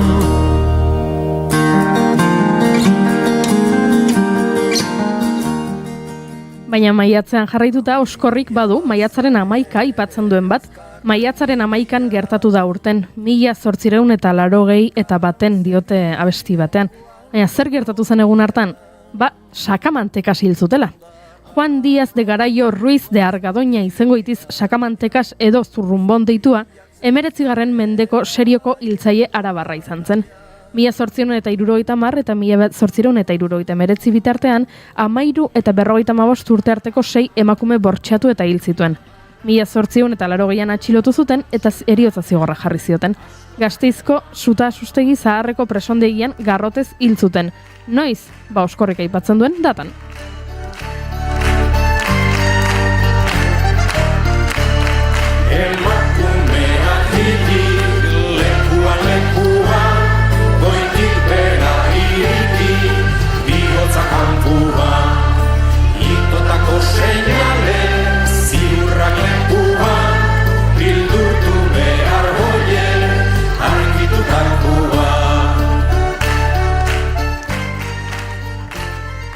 Ekainera joko dut orain, hainbeste eriotzarekin triste jarriko naiz bestela. Badakigu Mikel Urdangarini ekaina asko gustatzen zaiola, nire besoak kantan honela dio, ekainaren 6 da, laztan barri honik ez irratian. Eta ekainako 27 kantan aldiz, ekainako 27 2002 urtean, Aupa mutil, zetan zabiz, azkenian idazten dautxut. Baina agian ekaineko data bat aipatzen duena abesti ezagunena bendetarena da. Ekainak 24 badakizue, egun handia izaten dela herri askotan, San Juanak, solstizioa, festak, sua.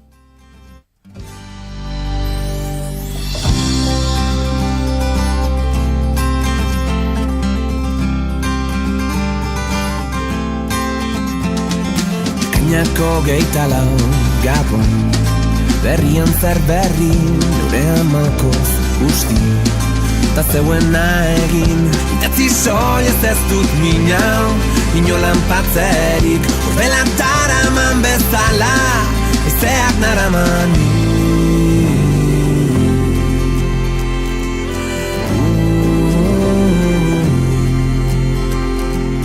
Aizeak eman ditu, milaka Uztaierako abesti bakar bat datorkit burura, ez dakit Inigo Julen zuei besteren bat etortzen zaizuen, baina niri Negu Gorriak taldearen Txakito etorri zait burura, ze bertan uztailaren 26 aipatzen da. Eta zergatik, egun hori garrantzitsua delako mugimendu latinoamerikarrentzako, 1953ko uztailaren 26an Fidel Castroren taldeak Moncadako kuartera erasotu zuen Kubako Santiagon. Erasoak porrot egin zuen eta errebelden buruzagia atxilotua izan zen. Horrela, Fidel Castroren izena, historian bere bidea egiten hasi zen. Abokatua izaki, berak prestatu zuen bere buruaren defentsa. Epaiketa, Batistaren diktaduraren aurkako aldarri zena eta Kubako iraultzaren atari bihurtu zen. Uztaila aipatuta, burura etorri zait ez da euskaraz, baina Piperrak taldeak Sanferminekin lotuta 6 de julio abestia badu, eta kaso Sanferminekin lotuta euskarazko abestiren bat egongo da. Uztaila aipatu dezakeena. Errealitate orain, ukabila izan denezua, irekitzen du alain. Uztailako 26, kampamendutik herrira, gora gerrilla, gora bakea jadatxean gara. Horezko pasabideak, banderak eta loreak, txaropenaren ilusioa gastatu egiten da.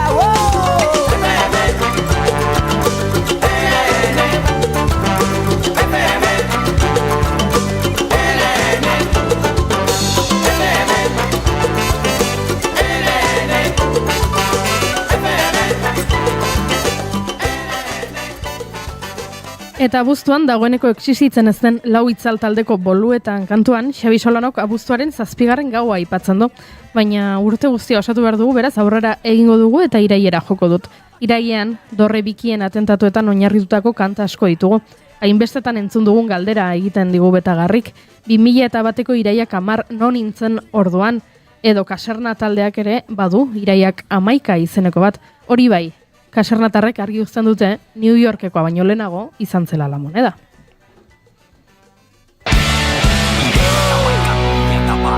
Baino lehen izan zen La Moneda, bazazpi urte edo egun bakar bat, zeinote oroitzen dena. Iraiak 11.001, New York baino lehen izan zen la moneda, 17 urte edo egun bakar bat, zeinote oroitzen dena.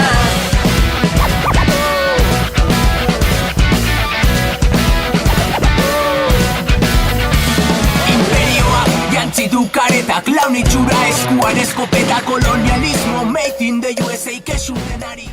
Urrian aldiz, Zesantek taldeak urriak 11 aipatzen du, baina ez nuke jakingo esaten zergatik esaten duten data zehatz hori.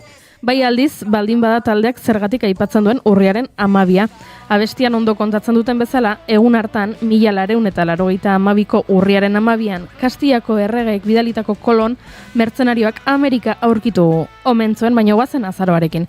Azaroan enekantakek badauka, azaroak 13 izeneko bat, baina ez dakit zergatik den data hori, eta horrela, iritsi gara, abendura.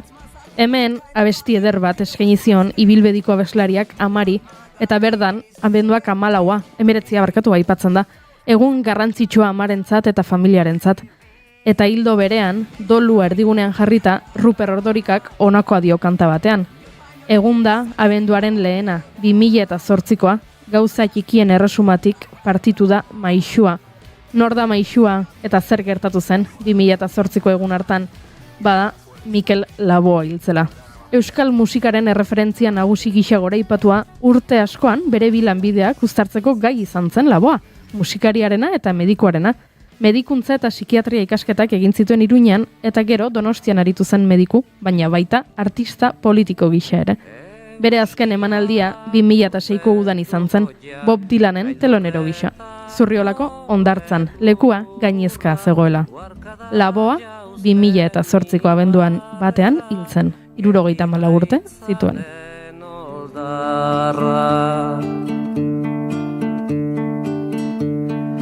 Gure baitan datza eguzkia, iluna eta izotza, urratu dezaken argia, urtuko duen bihotza.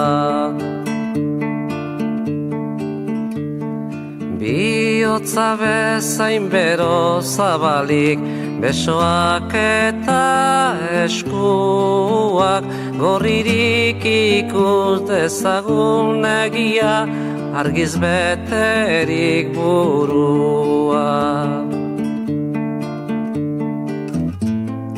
Batez goxe dira bueno, ez gara gu asetuko, bat inon loturik deino, ez gara libre izango. Bakoitzak urraturik berea, denon artean geurea, etengabe gabiltza baltzen, gizatasunari bidea. Inor ez inor menpekorikan, nor bere buruan jabe, herri guztio bat eginikan, ez gabiltz gerori gabe.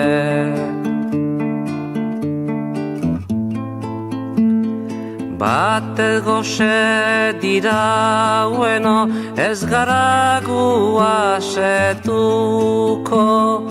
bat inon loturik deino, ez gara libre izango.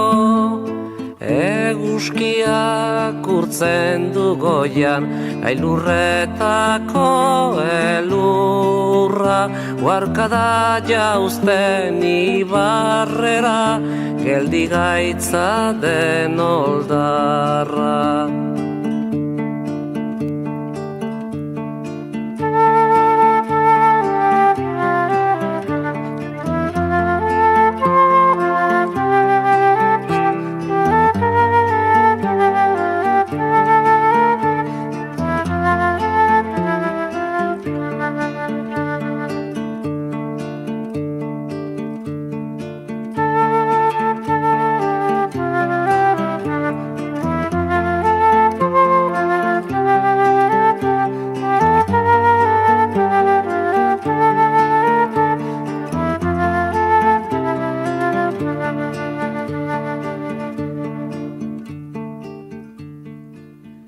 Entzuleo goizeko 11:22 dira, kantu eta datekin dantzan ibili gara azken minutuetan, eta lauaren martxa baten lehen notak honekin egin ditugu, justu azkenak, baina bagoaz, aurrera oraindik gonbidatu gehiago orkestu behar dizkizuegu eta hementxe bigarren kafean.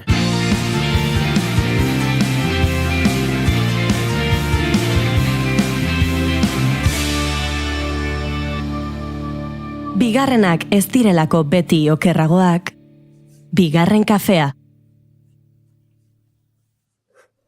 Naiz irratia entzuten ari zara. Bilbo aldea, 92.2. Gasteiz eta Arabako lautada, 91.5. Donostialdea, 93.8. Gernika, 96.7. Leitza, 95.1. Bortziriak, 103.1. Urola, 91.8. Goierri, 102.2. Legazpi, 94.6. Naiz irratia.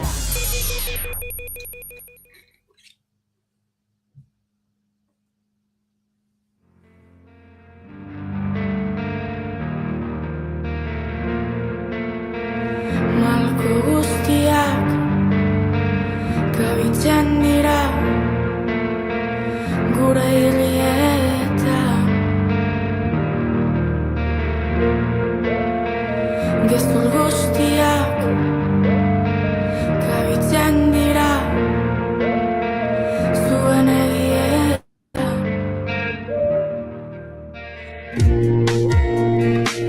Egun sentiak Jaiotzetik zerbait egiten ikasten bada, hori bizitza osorako izaten dela esan izan digute.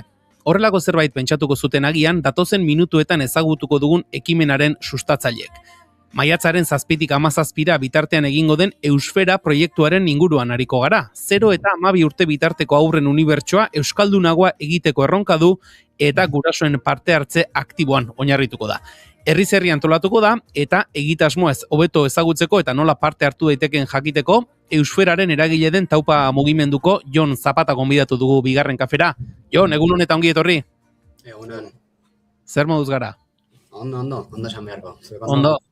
Guere, hementxe, ari gara urteari neurria hartzen. Jon, berehala hasiko gara Eusferaren inguruan hitz egiten, baina bigarren kafean gonbidatu guztiei hasieran bi galdera egiten dizkiegu eta galdera horiek goiurik egingo dizkizu. Bai, nik bi galdera egingo ditut eta zuk bakarra aukeratu behar duzu erantzuteko. Bi galderak honakoak dira, lehenengoa. Jon, imaginatu etortzen dela zinema zuzendari bat eta esaten dizula zure bizitzari buruzko pelikula bat egingo duela. Baina ezin duela kontatu zu jaio zinenetik orain artekoa. Kontatu dezakela soilik zure bizitzako etapa zehatz bat.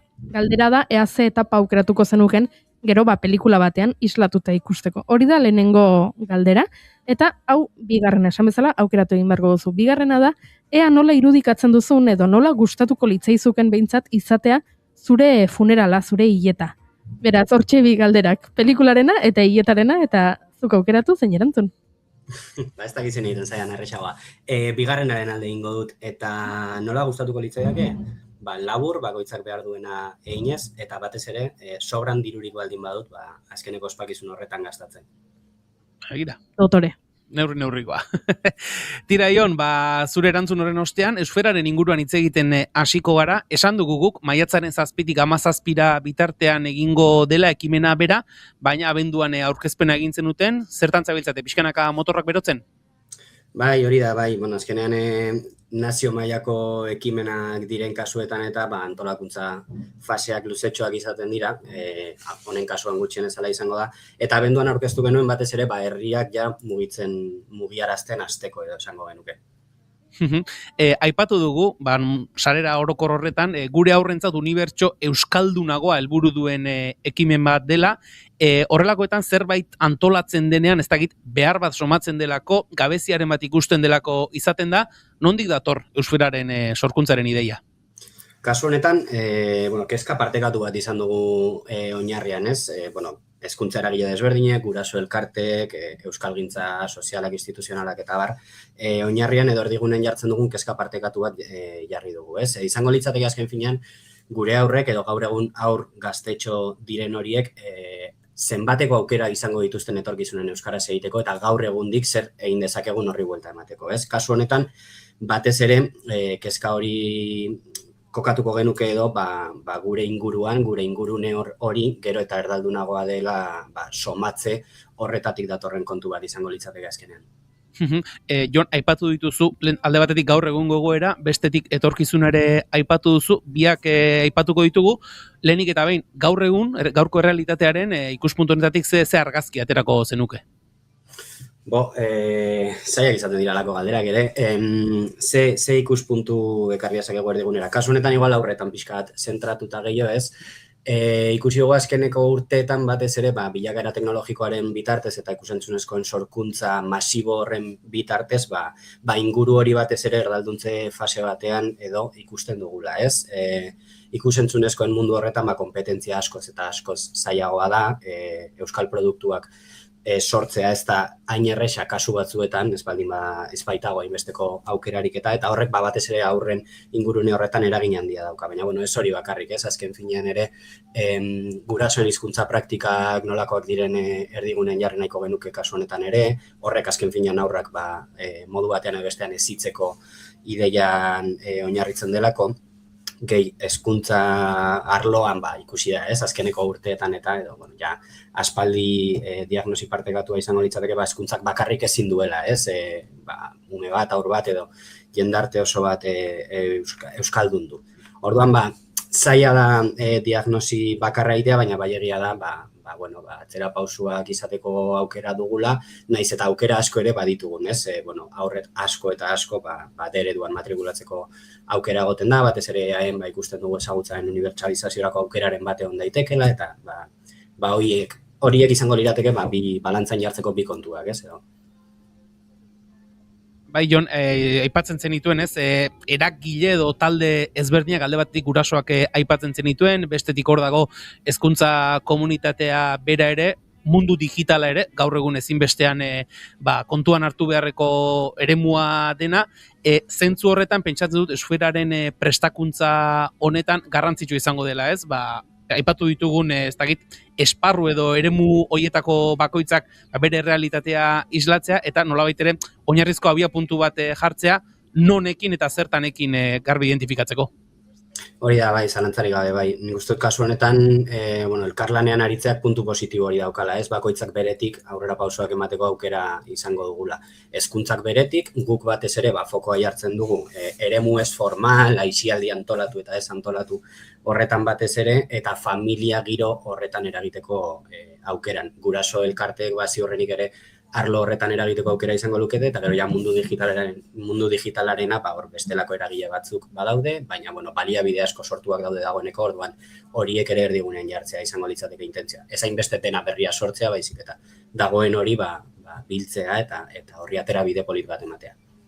Entzulei epatuko diegu, eusfera.taupamugimendua.eus webgunean duzuela, eusferari buruzko informazio guztia, webgunea euskaraz, gazteleraz eta frantsesez dago. Pixka bat, maiatzari begira jarrita, Jon, nola garatuko da, nolakoa izango da 7 egunetako, 10 egunetako eusfera hori? Ekimenean bi hanka jarri ditu gutxi gora bera edo, jolan aipatzekotan bi hanka nagusi izango lituzke, ez? Bata, eta garrantzia handia daukana berez, bada, gurasoekin, edo, gurasoak esaten dugunean, esaten dugu ez, aurrekin, edo aurren heziketaren gainean erabakia izan dezaketen, helduak, ez, kasu horretan. Orduan, gurasoekin egin beharreko sentsibilizazio lana eta ahalduntze lana, nola? Noski, ez da bakarrik esatea ze problematika ditugun gaur egun, ze erronka ditugun, baizik eta erronka hori nola aurre egin, baliabide eta tresna batzuk eskura jartzea. Eta hanka honek nahikotxo indar izatea dugu buruan.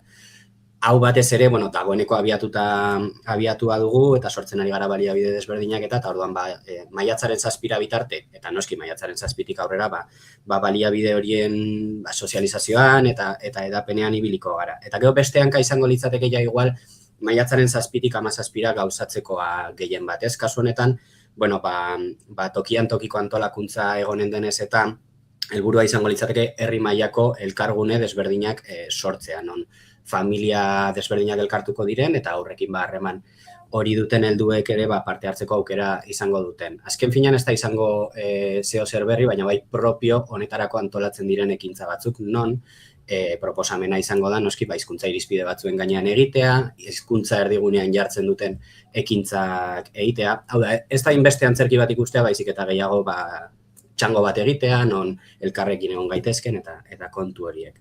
Hau herri mailan antolatzeko proposamena dago, azken finean komunitatea irudikatu alizateko zentzu batean ere, eragile guztiek implikazio parte bat izan dezaten eta halakoak.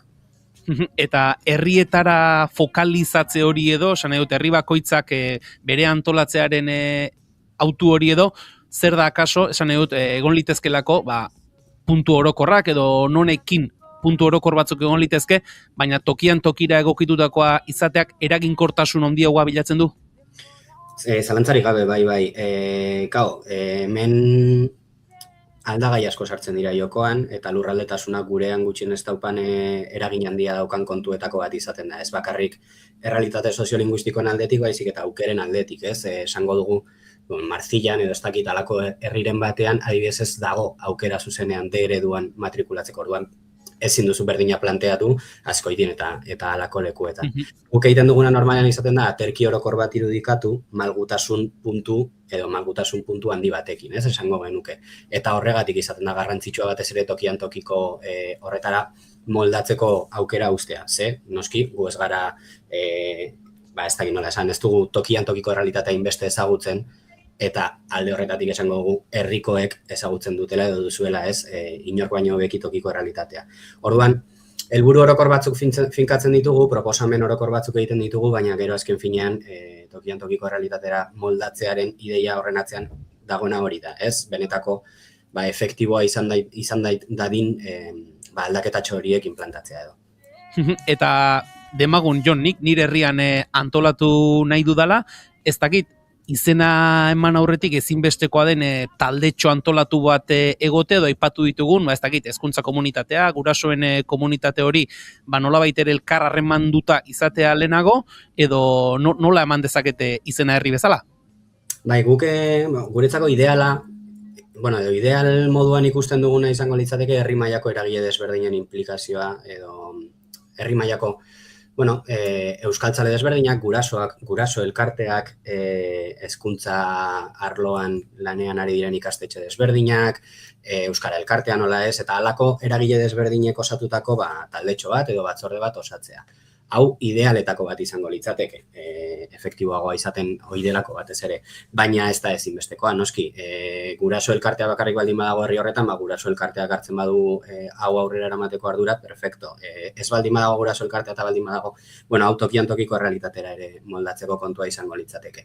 Lehendabiziko pausua bai, gomendatzen dugu gutxienez, inguruko norbaitekin partekatzea, ikustea animatzen diren zeo zer egitera honen inguruan, eta behin hori izan da, gurekin harremana hartzera gonbidatzen dugu jendea zuzenean, gure bitartez igual ere bestelako eragileekin eta herriko bestelakoekin harreman hartzeko aukera gondaiteke kasu batzuetan. Jon, zuk zeuk aipatu duzu aurreko erantzun batean, Euskal Herriaren luze zabalean oso errealitate ezberdinak aurkitu daitezkeela gai honen inguruan, zuk zeuk Martillako adibidea jartzen zenunez, Martillako herri bat edo hemen Gipuzkoa erdialdeko herri batean, oso errealitate ezberdinak daudela, eusferak badu nolabait ere alde batetik, aipatu dituzun baliabide horiek elkar banatzez haratago, ez dakit, herrien arteko sare moduko bat sortzeko helbururik edo burutaziorik edo badu? Hori zalantzari gabe tauparen helburuetan badago, ez azken finean eragile nazionala izanik eta halakotarako gutxienez bai egiten ditugu normalean online edo aurrez aurreko bilera zabalagoak izaten direnak ekimenaren gauza desberdinak aurkezteko, edo zalantzak eta esperientzia horiek partekatzeko, orduan modu batean edo bestean bai bertan parte hartzen dutenek beste herrietan egiten denaren berri izaten dute. Orduan, hori da bai. Jon, lehen atera den beste gaietako bat, sare sozialena izan da, 0 eta 12 urte bitarteko haur eta gaztetxoengan zuzendutako egitasmo batez ari gara, mundu digitala gero eta presenteago dagoen leku batean, eta lehen hausnarketa interesgarri bat egin duzu, baliabideak sortzea, baino bezain garrantzitsua izan litekeela dauden horiek ondo erabiltzea eta dauden horietaz ondo baliatzea. Zentzu horretan, eremu digitalean, egunero ikusten ditugu ez, guk ere izan dugu, gaur hemen Julen Unanu eduki sortzailea, gaztei begira, gazteentzako erreferente izan daitezken eduki sortzaile eta mundu digitaleko erreferenteen inguruan, ze egoeratan dago Euskal eduki sorrera hori? Beno, kasu honetan ere beste debate bat egongo litzateke ez, eta da adintarte horietarako zemotatako edukiak, zenbat kontsumitu behar den ere, hor beste kontu bat egongo litzateke ere igual aztertzekoa. Guk fokoa gehiago jartzen dugu batez ere marrazki bizidunetan, ikusentzunezko desberdinetan eta alakoetan. Sare sozialei dagokienez, nik onartu behar du, nik ez duala gaia gehiagi kontrolatzen, adin kontua izango da, ez dakit. Eta alde horretatik, imaginatu dezaket beste eremuetan gertatzen diren gauza antzekoak gertatuko direla. Badaude referente oso onak, baina ziurrenik ere gehiagoren beharra egongo da, gehiago horiek egoteko baliabide batzuen beharra egongo da, edo gutxienez apostu sozial bat, edo politiko bat, edo instituzional bat, ez dakit nola esan oso ondo, baina apostu bat egon behar dela alde batetik edo bestetik hau sustatu alizateko, zalantzarik gabe, ezinbestekoa da gure horrentzako referente euskaldun positibo horiek sortzea. Jon, berriz ere nazio mailako ikuspuntu hori hartuta, lehen ere aipatu dugu, realitate ezberdinak bizi ditugula, ustez egoera on batean egon daiteken herri batek, beste herri baten esperientzia edo jasotzen duenean, ustez berriz ere komatxo artean diote, okerrago dagoen leku baten esperientzia jasotzen duenean, balio izaten du horrek nolabait ere akulu modura, ustez ondo gauden leku horietan ere pila jartzeko? Esango nuke, balio beharko lukela zentzu batean ere, bai.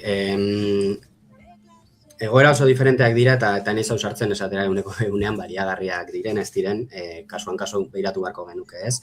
Baina bai gutxienez ematen digu errealitatearen isla bat eta errealitatearen isla hori izango litzateke kasu honetan, arreta jartzen ez dugun kontuetan atzera egiteko aukera handiak ditugula, ez? Eta, kasu batzuetan igual aurrera pausoak ematea zailagoa da, egoera asko sobeagoa delako, edo esango dugu, noski beti aurrera pausoak eman daitezkela, baina kasu horietan ere, ditugun egoera horiek ondo mantentzea eta horietan aurrera pauso txikitxoak irudikatzea bada bideetako bat, ez, kasu honetan.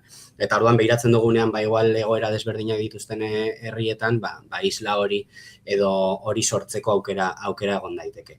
Nik uste du kasu askotan baliagarria izaten dela batez ere ikusteko zailtasun gehiago dituzten eremuetan eta zelako indar soziala egoten den kasu batzuetan, ez? Eta horrek ematen du ere auspo bat eta positiboki begiratzen da hori eta orduan esaten da jo. Hemen hobeki gaudela nola ez dugu ere energia inbertituko honetan, ez beste leku batzuetan egiten dutenean. Jon, Eusferaren antolakuntza honetan aipatu dugu, zuek taupa mugimendua zaudete, eta lehen ere aipatu duzu, baina zuen erronken artean, zuen jomugen artean badago ez, sarea, komunitatea, euskararen inguruko sare hori sortzeko erronka. Hori da, bai, azken finean, taupa euskaltzalen mugimenduak batez ere mugimendu izaera lantzen hasi den horretatik edo esango genuke, helburuetako bat, lehen ere bazena, baina beste modu batean, ez, Euskal Herri mailan euskaltzale aktiboak egotea da, zalantzarik gabe. Lehen batez ere Euskal Elkarteen bitartez lantzen genuen kontua, orain ere, azkeneko urteetako analizitan eta diagnosietan konturatu gara, ez dela modu bakarra, obioa da, noski, baina ez dela modu bakarra eragiteko, ez? Eta orduan, dauden ekimen desberdinetan sortzen diren taldetxo horien indarra ere oso baliotsua dela konturatzen gara, ez? Euskaraldian, korrika batzordetan eta alakoetan, piztu eta desagertu egiten diren batzorde horiek edo talde horiek duten indarra ere erdigunean jartzen dugu. Orduan, modu batean edo bestean saiakera bat egiten ari gara, hori artikulatzeko edo sare forma bat emateko edo gutxienez harreman bat izateko, ez? Eta, halako ekimenek ere aukera ematen dute horretarako. Batez ere gero, proposatzeko ere antzeko gauzak daudenean edo pixkat halako bide hori jorratu izateko. Esan dugu, Eusfera maiatzaren 7tik 17ra egingo dela, aipatu dugu izen emateko epeak eta martxan direla, noiz arte egongo da Jon izen emateko epea? Zabalik dagoeneko eta ez da itxiko, azken finean ez da izen emate ofizial moduko bat, ez? Da batez ere, izen ematearen helburu bakarra izango litzateke gure kasuan da, jakitea, aber non zehoz ere ingo duten, batez ere, harremana izateko eta gauzak errestual izateko alden kasuetan. Hau da, harreman bide bat da gehiago izen emate bat baino, galdetegi baten bitartez egiten da. Orduan itxi ez da itxiko, gomendia da, alik eta lasterren egitea, ze horrela guk berri dugunean ere, ziurrenik informazio gehiago partekatzeko aukera izango dugu, edo tresna batzuk edo beste emateko aukera izango dugu. Hortxe beraz, eusfera.taupamugimendua.eus webunean informazio osoa, eta argi eta garbi utziko duguna, Jon, norbaitek horrela zalantza edo baldin badauka, gutxien izuekin harremanetan jarri dadila. Hori da, bai, hori eskatzen dugu eta eskertuko dute ziurrenik ere. Jon Zapata, Taupa mugimenduko kidea, mila esker, eusferaren nondik norako hauek azaltzeagatik, eta maiatza gerturatu alera izango dugu elkarren berri. Eskerrik asko zuei tartetxo emateagatik.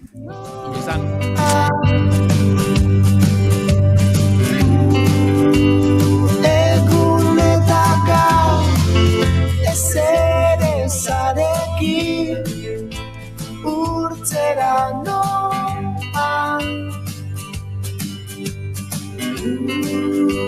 denbora galdu nau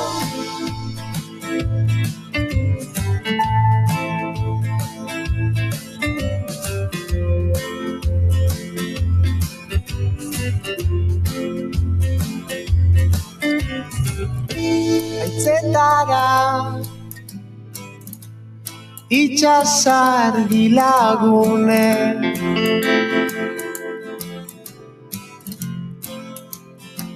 bidalita egarriz euriei itxarote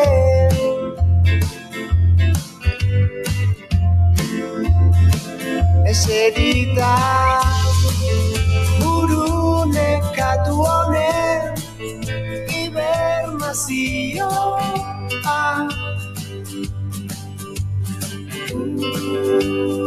egun eta gau ezer ezarekin urtzera noa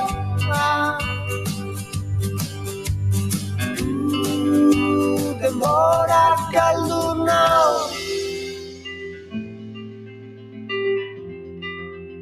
denbora galdu nau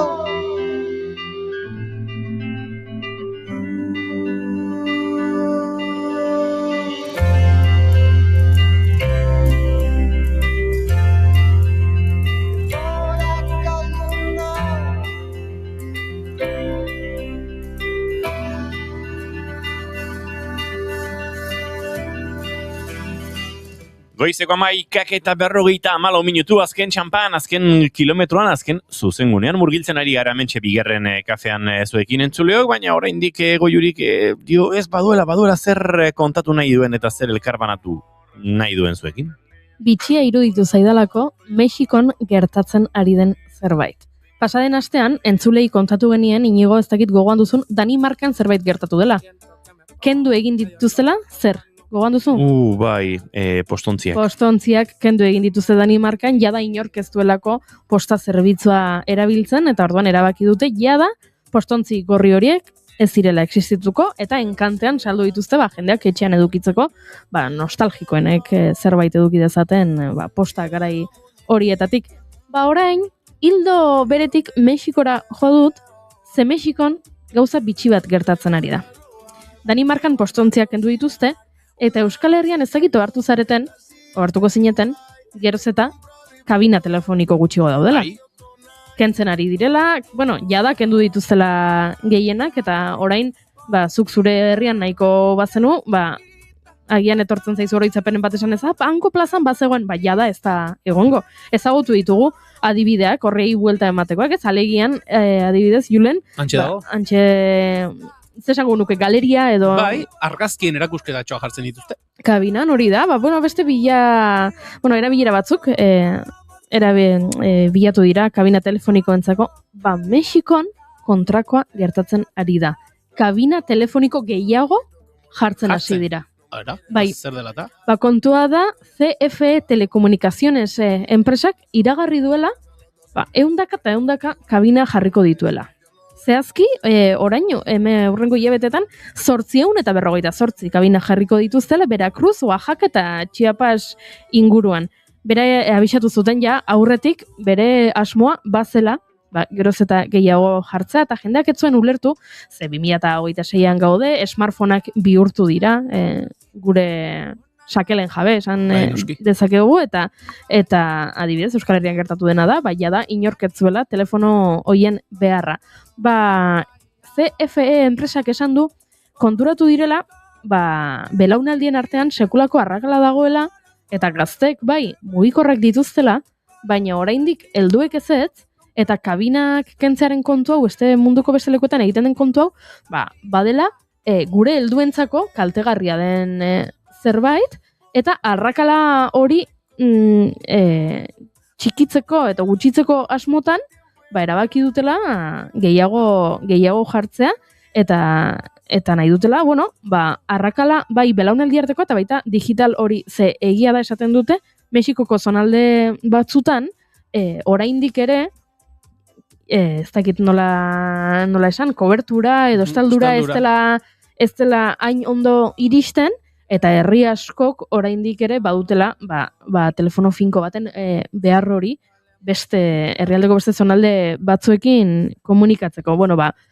Oso bitxia iruditu zait, 848 kabina jarriko dituztela, abenduan esan zuten dagoeneko badaudela 580.000 kabina Mexikon zehar, eta gehiago izango dituzela hurrengo hilabeteetan, ze asmoa badela, jartzea eta jarraitzea kontu honekin. Ez omen daude denak ados, baina, elkarte asko oso pozik agertu dira, adibidez, AMEDI dela Asociación Mexicana del Derecho a la Información, eta beraiek esaten dute, informaziorako badela interesgarria hau, baina izan daitekeela eredu anakroniko bat, baina, alaren momentuz, jendea pozik dago, eta kabina gehiago. Oso, harritu egin hau albisteak, hemen kontrakoa gertatu zaigulako, kendu egin direlako, eta esan dut, hau elkarbanatuko dut beraiekin, dena ez dadin albiste txarra izan, ze postontziena tristea, baina guztar tristea. Ez, albiste ona iruditzen zain niri ere.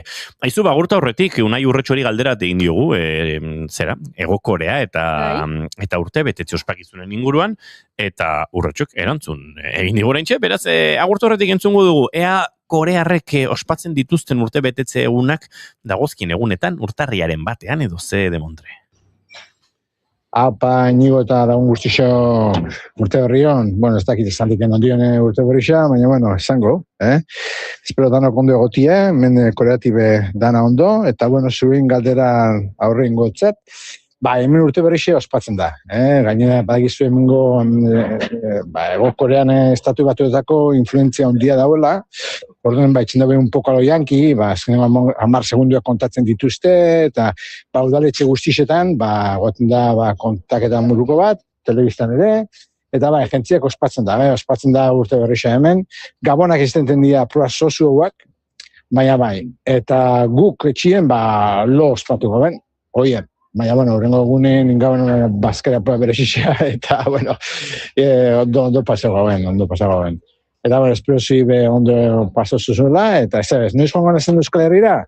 Uztailan joango naz, kontakutzu berrixak, eta berregoten garen, eta joango nazi ilusio askokin, eta berri apur bat zehatzauak ukizien dutenien, zen batzuet. Horixe, bezarkada haundi bat, danoi, eta ondo hasi urtia, agur.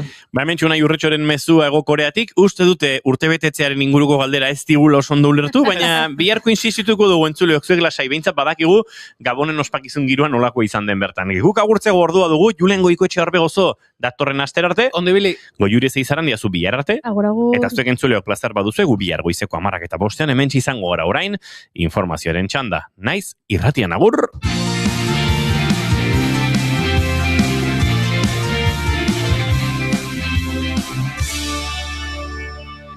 Keep calm and bigarren kafea.